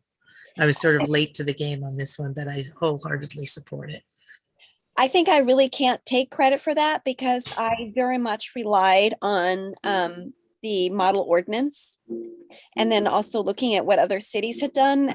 What I really did was try and simplify it and pull it back a little bit, so that I felt that it was a better fit for Brisbane. And other than that, it was what was out there. Well, you found it out there, so appreciate Well it. done. Yeah. Well done. Many hours went into Yes. reading just everybody's different ordinance and trying to sell it, just looking for this city had one clause that, it would be the just like boilerplate, like really boring, like everything I've seen everyone else, but they'd have like one clause that I was like, that's going to be a really good fit for Brisbane, or it isn't, or going through other cities and being like, okay, these got all these standard clauses, but it's got this one that's not going to be a good fit for our city. So it was really just about like pruning it to fit Brisbane. Karen, I'll let you take this one. Yeah. So third one is to get feedback on the subcommittee and OSEC subcommittee work in great detail on looking at the priority preservation area, the Brisbane Acres piece of the open space plan. And again, in broad strokes, and I'm sure the committee is going to want to potentially talk in more detail. In broad strokes, this plan was developed in 2001. As you know, it's kind of the Open Space and Ecology Committee formed from kind of the committee that put together this open space plan. The city had started purchasing these acres and decided, well, let's do this in a planned way. We're kind of just buying acres that become available. So they developed a plan with criteria and identified everything inside the yellow line as priority to purchase for a number of reasons. Now in 2022, 2021, we've purchased all of the ones in blue. We own all the ones in blue, and we haven't got everything, but have been targeting and working towards getting all of those acres. So the discussion with the subcommittee was that one of the criteria that kept some of the Brisbane acres that I believe in the general plan are referred to as the lower acres from the priority preservation area. The upper acres was that they had development on two sides. So the committee asked that we look at those acres that did have development on two sides in a couple of different ways. One is that the side, an acre could have 5 sides, and the developed side could be a very small percentage of the perimeter for the 2 developed sides, and that those acres were intended to be a buffer to these priority ones. But if we don't also acquire those acres, then we lose the buffer, and the ones that we bought for being a higher priority will then have development on 2 sides. That's I think, to me, is the crux and the simplest explanation of why the committee is proposing to add these 6 parcels to the priority preservation area. So wanted you guys just to, this is again, and we have, staff apologizes if it wasn't clear to the liaisons, but we've been working on this and we have this meeting, so thought it would be a good time just to, this is your, your initial feedback. I'll bring this formally to council, or I can bring it formally to a subcommittee if you'd like, but just what are your thoughts on what we've done? I have a question, Karen. By adding these acres into the priority plan, it doesn't take away anyone's property rights. It doesn't force them to sell any of this. And I'm asking staff, Michelle. Sorry. Yeah. It doesn't change the existing zoning or what a property owner can do with them. Is that correct? That's correct. It's just about, like, when it becomes available, staff will start making contacts about, hey, we'd like to buy this acre. And it's a different group than that owner might work with if they're looking at seeing if they can develop it. It's a completely different farm. It's the assistant city manager now sends those letters out and enters into negotiations or discussions. In the last round, the committee asking about the plan and reviewing it did get the next round of letters sent out. It'd been a couple of years, and we did get a donation. You guys got a donation late last year on up above Harold Road due to those letters being sent out. So it'd be the same thing. It's like those acres are now ones that we can say, hey, you know, now they're ones that the city would want to acquire. So if you're interested in selling, we're an interested buyer. Can we talk? Great. Well, thank you very much for that information.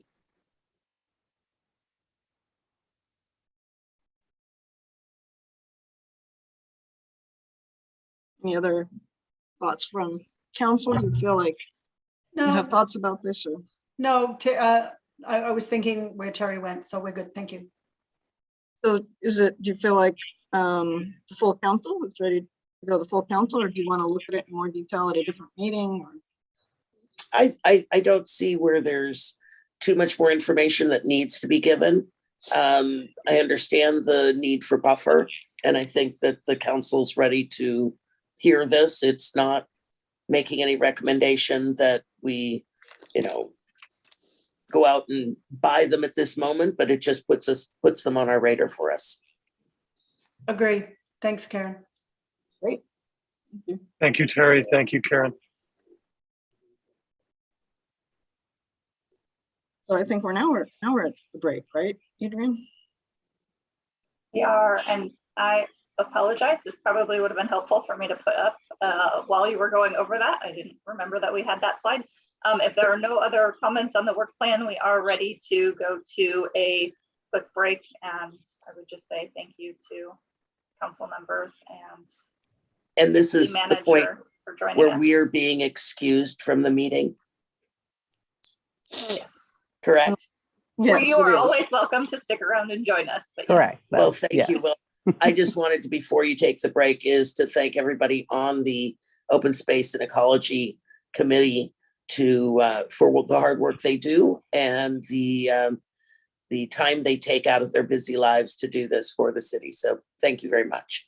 Yes, thank you. Ditto to that. Thank you to our council members for all of the work that they do. Thanks. Have a good evening, and I will take this chance to bow out. Yeah, thank you. Good Bye. night. Good night.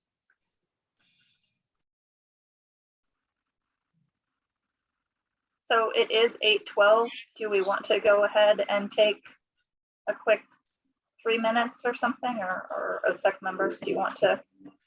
I already I'd be ran okay to- away and came back. I prefer to push through because I'd like to go Me to too. bed. Me too. Me too. Let's Me just too. finish it up.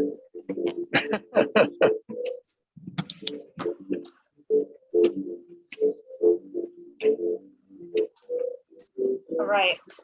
So the next item on our agenda, on our new business, was Trex plastic recycling.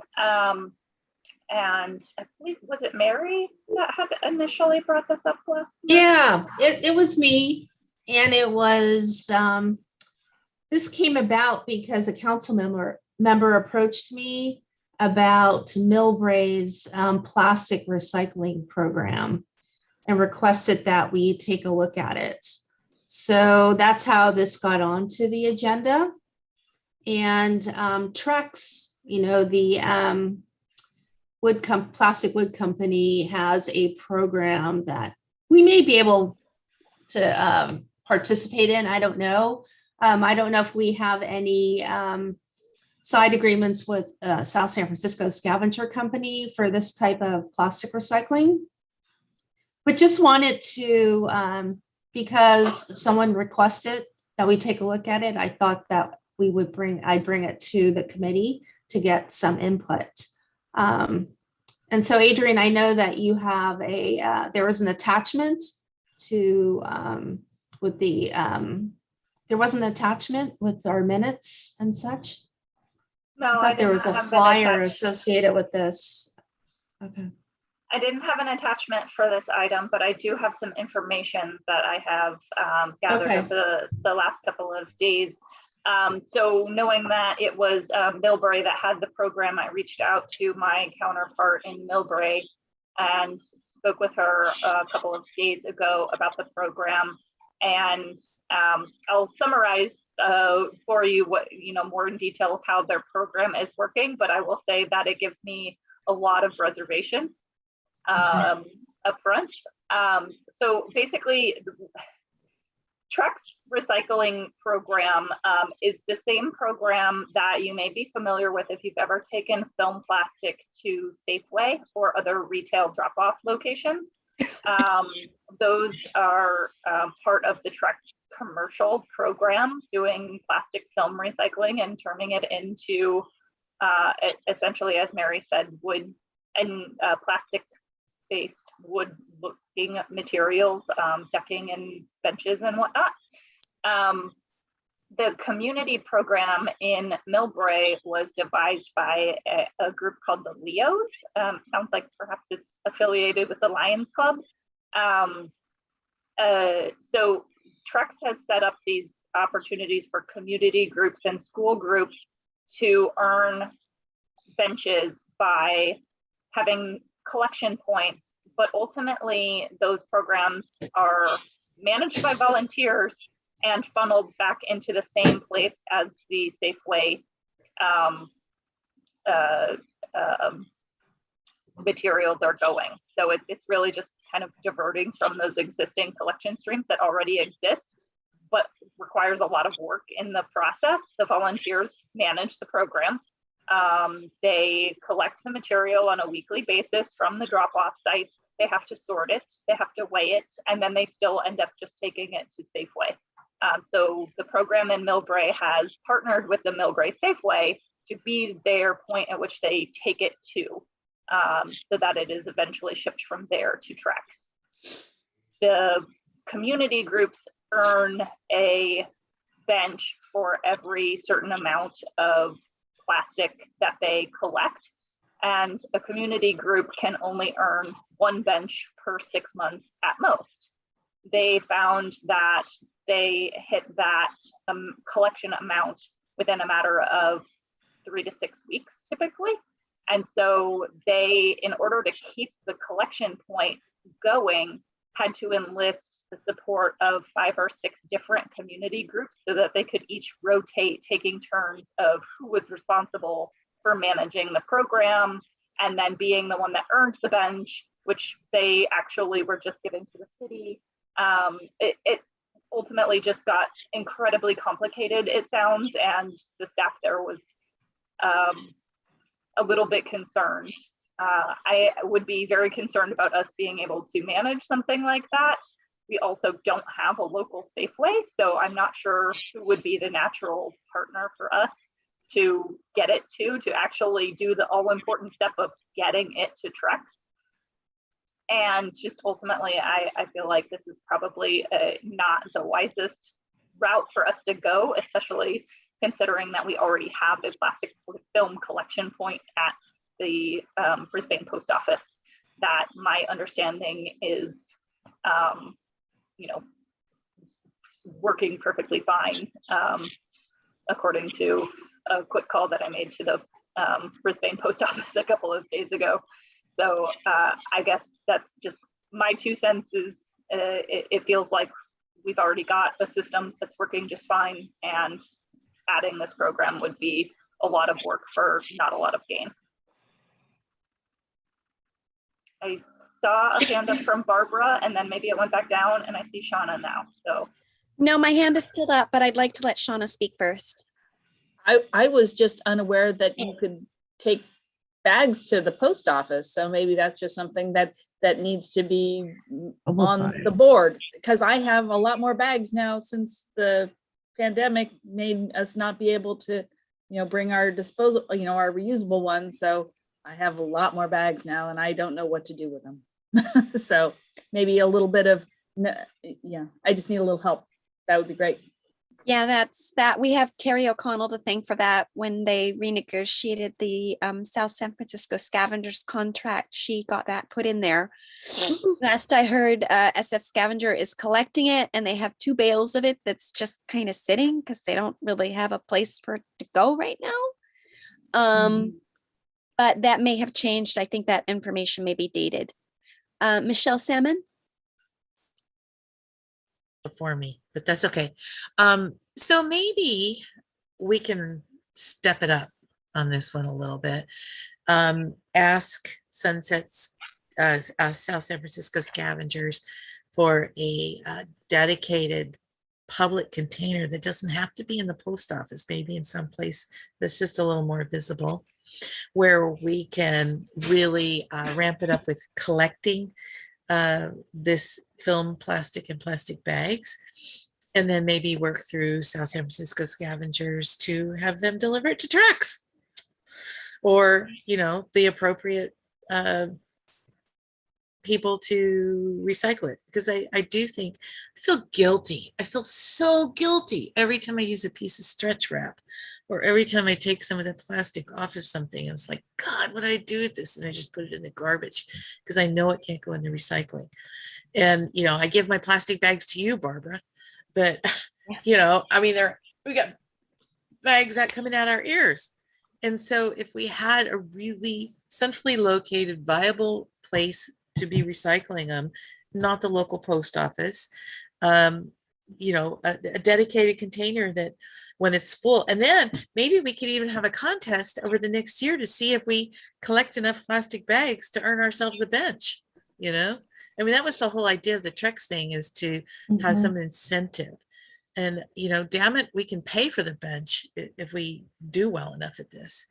So it's kind of like, hey, let's make it something really cool,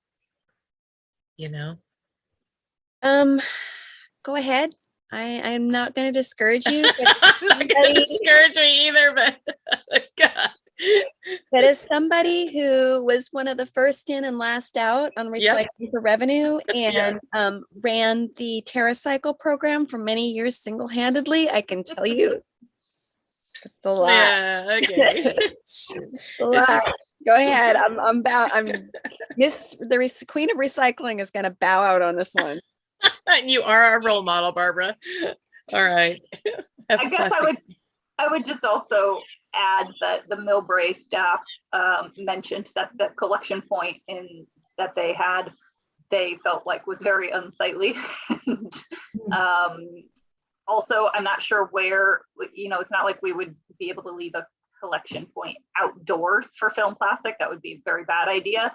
And I'm not sure where is a much more central collection point than the post office. Yeah. Glenn? Okay. I think the post office is actually a pretty good site. You know, you can get in there 7 days a week. They leave the door open. What I would like to see us do is publicize it. And I'm sure that South City Scavenger, when they find a place that will take the bags, they'll deal with it. Yep. So thanks, Mary, for working on it. I think, you know, if nothing else, this discussion has told us that we need to do a better job of publicizing the fact that you can leave your bags at the post office, because a lot of people don't know that. Mary? Yeah, so thank you. So Adrian did a lot of the research work, so a big thanks to her. But if anything, this provided is really awareness, right, on the need to find different methods to recycle this easier for the community. And if anything, I mean, I'd be happy to reach out to South San Francisco. I mean, maybe they can, you know, if a resident needed an extra bin, maybe a smaller bin they can come up with so we can recycle this plastic. You know, maybe they could be first to market to do this type of thing. But, you know, it's all about educating and raising awareness on where to recycle this stuff, and if the, you know, and down the road, if we can improve on that. But anyway, but thank you, and hopefully we'll be able to get more plastic recycled at the post office. Let's have a campaign to drive our stuff to Millbrae. Yeah, or we can take it to Millbrae. Get them a second bench. Yeah. Talk about reverse carbon footprint. Yeah, thank you. Okay. Does anybody else want to say anything about that?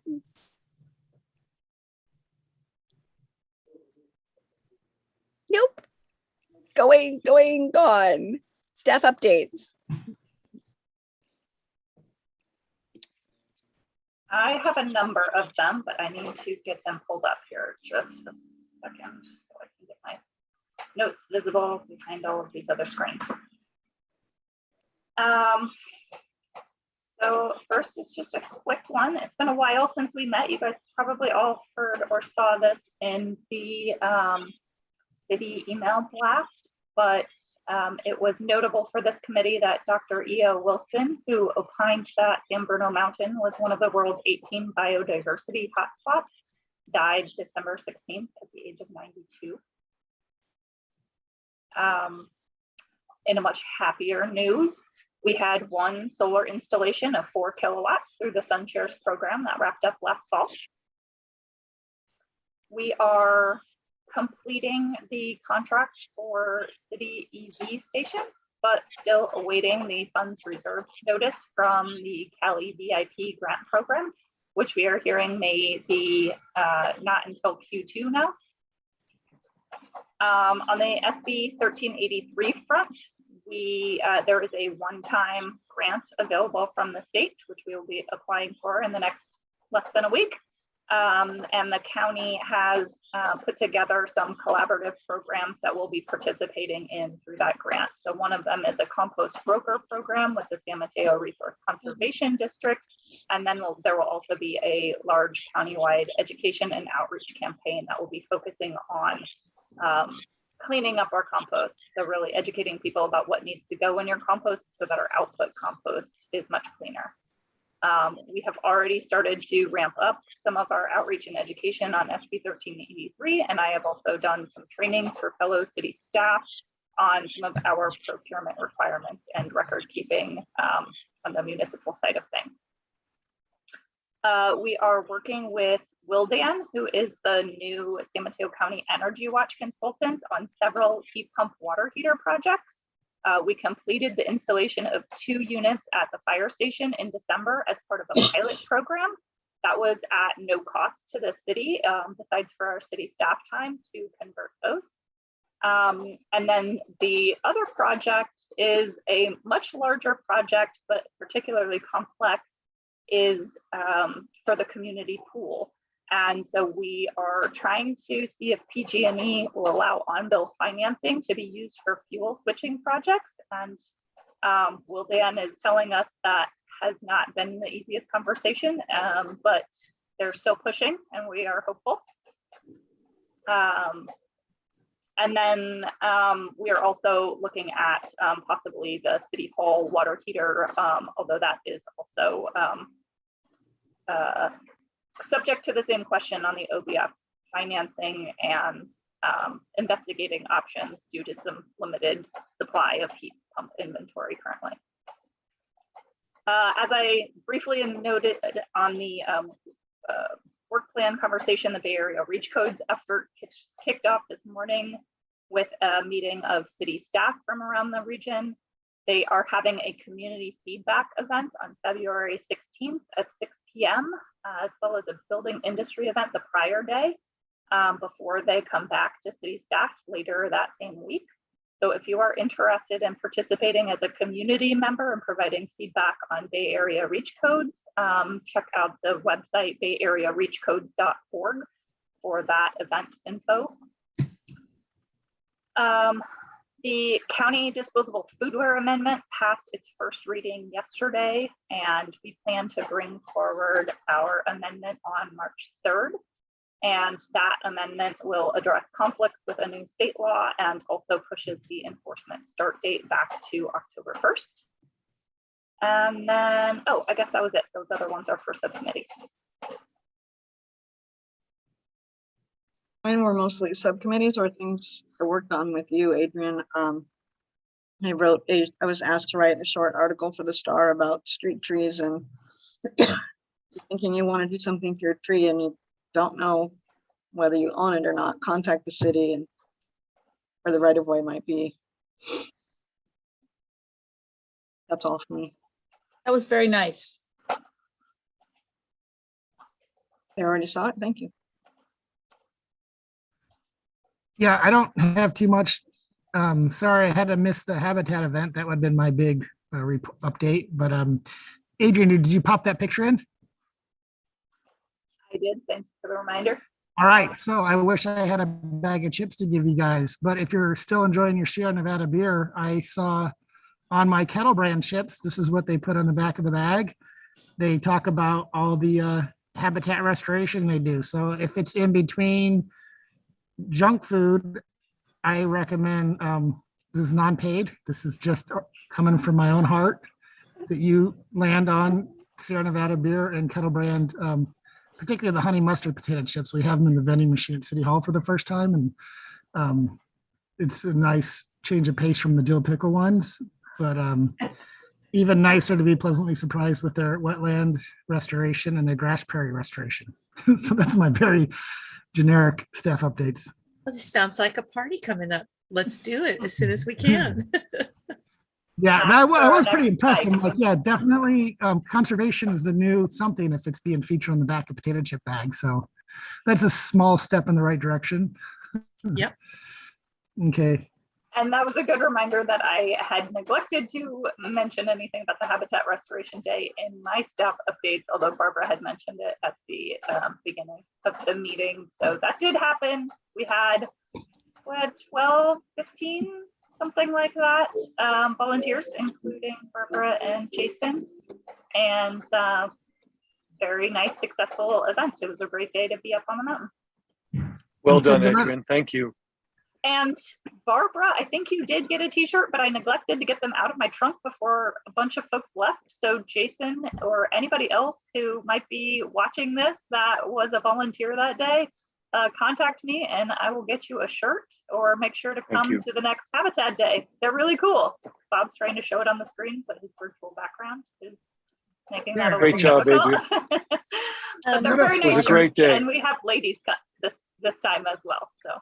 Is that a giant weasel on there? What's it? It's a long-tailed weasel, Yeah. I believe. Bob, did I get that right? Yeah, long-tailed weasel. I was at a meeting and a bunch of biologists were talking, and they said on a trail cam on San Bruno Mountain, they saw a long-tailed weasel, which no one had known was on the mountain. So that happened years ago. And pre-COVID, but I've been wanting to do a weasel ever since. So there we go. Weasel's Day. I found so many little critters. Do we have pictures of any of my little critters? Did you find a long-tailed weasel? No, no long-tail weasel. No, but your critters Barbie, you gotta are get going back to out be there. on the cover of the Star. Yes, yes. You and your critters. Okay. Great job, Adrian. That was a great day. All credit goes to Ariel for that, but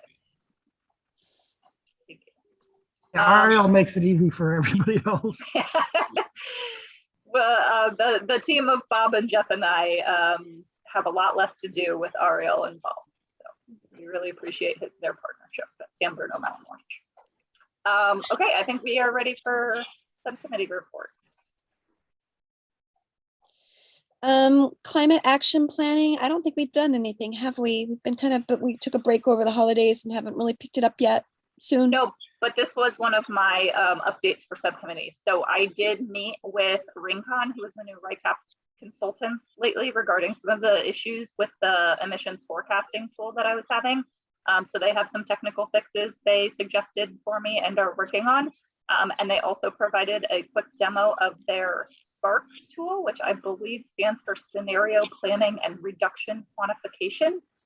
So it's a separate tool they have that's kind of a simplified high-level analysis that does a similar thing as the emissions forecasting tool.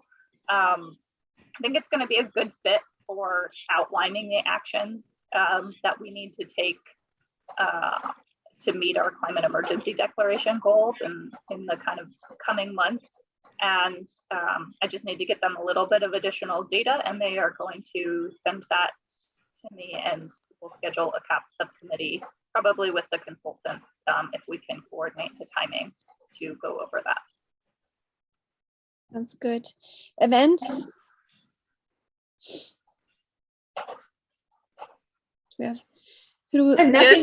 Well, yeah. Jason, how was that event the Habitat event? I'm sorry I missed it, but I was celebrating my birthday with my niece down in Hollister. So sorry. First one I've missed. Yeah, I know. Great. Education and outreach, Rogers. I'm pushing this along because I don't think we have anything to update. We're still waiting to hear, right? Nope, I have an update. Oh, okay. Yeah, we do. Actually. Yeah. Thank you. Oops. Yeah, we do. So the subcommittee and we met right before the holidays. It's been a while. Yeah. To flesh out the rest of our library proposal, and I submitted that to library staff, and perhaps thanks to some higher level outreach from Randy to other library staff, it seems to have been well received. The response I got from Tamika indicated that library staff will begin collecting the catalog materials, and I've been playing phone tag the last couple of days with Corinne, the deputy director, about coordinating some of the details of the setup. So I'm hoping that we're going to be able to connect, maybe in the next couple of days or so, and I'll circle back with the subcommittee. And then I also reached out to Bob to make sure that he was aware that we were hoping he would be able to help us with posters, and sounds like he's excited about that option. I'm excited about that option too. So all good news on that front. Great. Baylands subcommittee, I think, is not active yet. Nope. Got canceled again. Okay. Open space plan update. I think we're waiting on council, right? Yeah, you saw it tonight. So we'll go from here. Crocker, and I'm plowing through this, so if anybody needs to jump in, feel free to. Crocker Frog Trail Habitat. Nothing to, I haven't started really, just gathering some research information to start pulling this together, but I got to get on it because the area I took a walk there the other day and noticed that it got a haircut again. But it was very well manicured. It looks great, but whoever did the pruning took away the privacy screen for the frogs, so you don't hear them. I think it's because they can see people. So anyway, I have to do a little digging on that. Taken down with a gas-powered machine. Inevitably. Don't even get her started. No. Invasive species ordinance. We need to start working on that now that dark skies and the open need to space meet. plan are in, you know. Agreed. Yeah, understand that bandwidth thing. Yeah, so Karen, could you try to schedule a meeting for us on that one soon?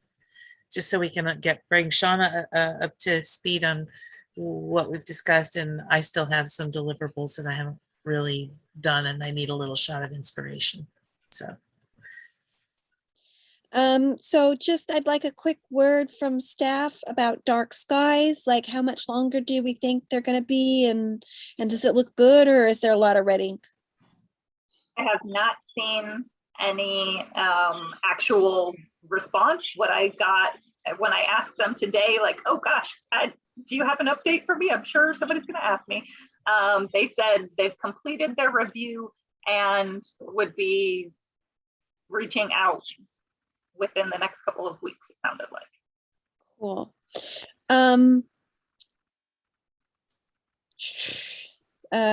Tree issues, I think we're setting that, I think we talked plenty about that. We're setting that aside to go back to the drawing board. Festival tree, we already talked about a little bit. Does anybody have We any? talked about that before the meeting started. So, okay, let's. So council reviewed what, and to clarify, originally the committee started with OSEC urging staff to coordinate an effort to plant a backup tree for the deodar cedar a few years ago, probably 10 yeah, years ago. I don't think it's really beneficial to rehash from the very beginning again, because last time that kind of took us down a not very nice road. Yeah, let's jump to the chase. Where are we now? As chair, I'm going to say that we are just going to talk about what has happened since the last meeting, okay? I had a reason, sorry, is that a new member of the committee didn't understand why the role now. So there was an existing committee before, expecting something to happen to the deodar cedar, and it's, this life is coming to an end. And then it did.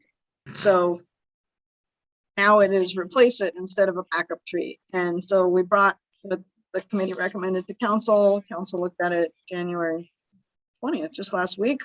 They wanted to have a certified arborist make specific recommendations about type of tree and planting. Some, council is 5 people, some were interested in more than one, but they settled on just planting one tree. And I think probably the majority or all of them didn't want to plant on the other side of the walkway. And they didn't want to plant too many trees that when they grew big, we'd have to cut 1 or 2 down. So they have asked us to do a soil study and see what a certified arborist recommends. And so what was the point of Park and Rec and OSEC spending all this time on redesigning that corner there with 3 different trees? I don't get it. I mean, to me, that's very frustrating. Mary, that is why you don't get I mentioned what happened before, because the committee started as a backup to plant a second tree when the deodar cedar was surviving, and then it fell over. And so then that committee that was established for a backup tree made a recommendation about a new tree. Now council has the right to go along with it or not. Yep. So can we get rid of this committee, since it's kind of moot now that, I mean, they're going to do what they're going to do. Yeah, I think the work's done. Sure. That way. All right. Littman Science Fair judging. Oh, the science fair is scheduled for February 21st. I think I emailed you, Barbara, and Adrian. And so the projects hopefully will be available on the 21st, and it'll be virtual. So we'll have to log on and take a look at those projects that meet OSEC's values, etc. So, but it is still scheduled, which is a good thing. That's great. All right, Yeah. so I think that takes us through subcommittee reports. Can we have the calendar items, please, Adrian?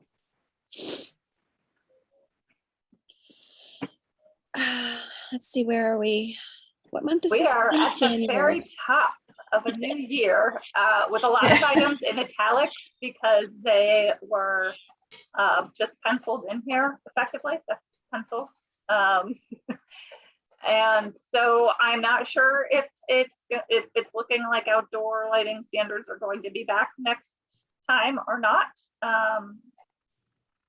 I can tell you in February, there won't be seating of new members because they extended the deadline to the 31st of January. I hope they don't keep extending it like they did last time. Yeah, me too. I'm a little confused because we have ample applicants for OSAC. But not for some of the other committees, I guess. It seems, all What right. it seems that they're planning to do is do some interviews on February 3rd before the regular meeting, do the remainder of the interviews on February 10th. And I guess then if they get applicants up to the end of the month, they would have time to schedule those by the 10th, I suppose. And then on the 17th, pass a resolution seating the new members. So, you know, our new members may, you know, they've heard about it a week before. They may not have their schedule open. They need an orientation. So they may or may not be at the February meeting, but I would fully expect them by March. Or it might be all of us. Or it might be all of them. All right. We'll see what happens there. So yeah, we got the SB 1383 and Benjamin. Yeah, I'm good. Anybody else have any questions? Yeah, maybe in March when we put up the Earth Day flags, we can take down the Christmas ones. All righty. I'm tempted to go take down all those ribbons. Oh. So chair and committee member matters, anybody's got anything? I don't have any. I just want to say that Adrian and I were discussing with the city clerk something about our agenda setting, maybe you remember exactly. And they said the committee should definitely bring up any of their items during this and not oral communication. It was more about oral communication. If that's for public, that's not part of the committee to tell the committee about something that you want to talk about. And I know that you guys use it because I do another thing and it's relevant, but it feels like a chair and committee member matter. Most of those things. I usually only use that for announcing Mountain Watch events. Is that not appropriate? That's not really a chair and committee matter.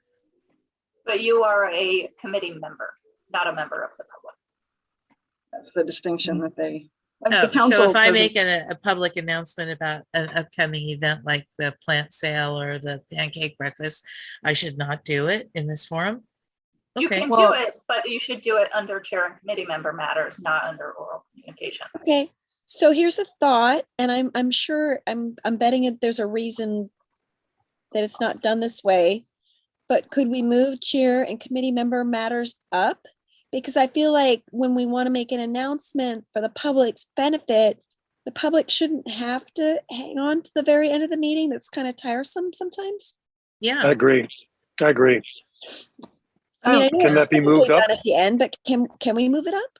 I think we can do that, or we could even look at maybe just having some other category that's like announcement of Yeah, I think like announcements. presentation or something like that. Yeah, But we can, I can't imagine somebody hanging on till 8:30, and I want people from Mountain Watch to get as much airtime as they could. with Yeah, or this. whatever other important events are happening. Whatever. You know, Yeah. Yeah, sometimes I announce stuff for Bayren or whatever, Mhm. or Peninsula Clean Energy or whatever. So let's, do we need to make a motion to change the agenda in this matter, or can we just? no, I think that's just guidance for staff. Okay. We'll look into what we can do about that kind of thing. Cool. Sounds good. Done. Done. Okay. Next meeting. Next meeting.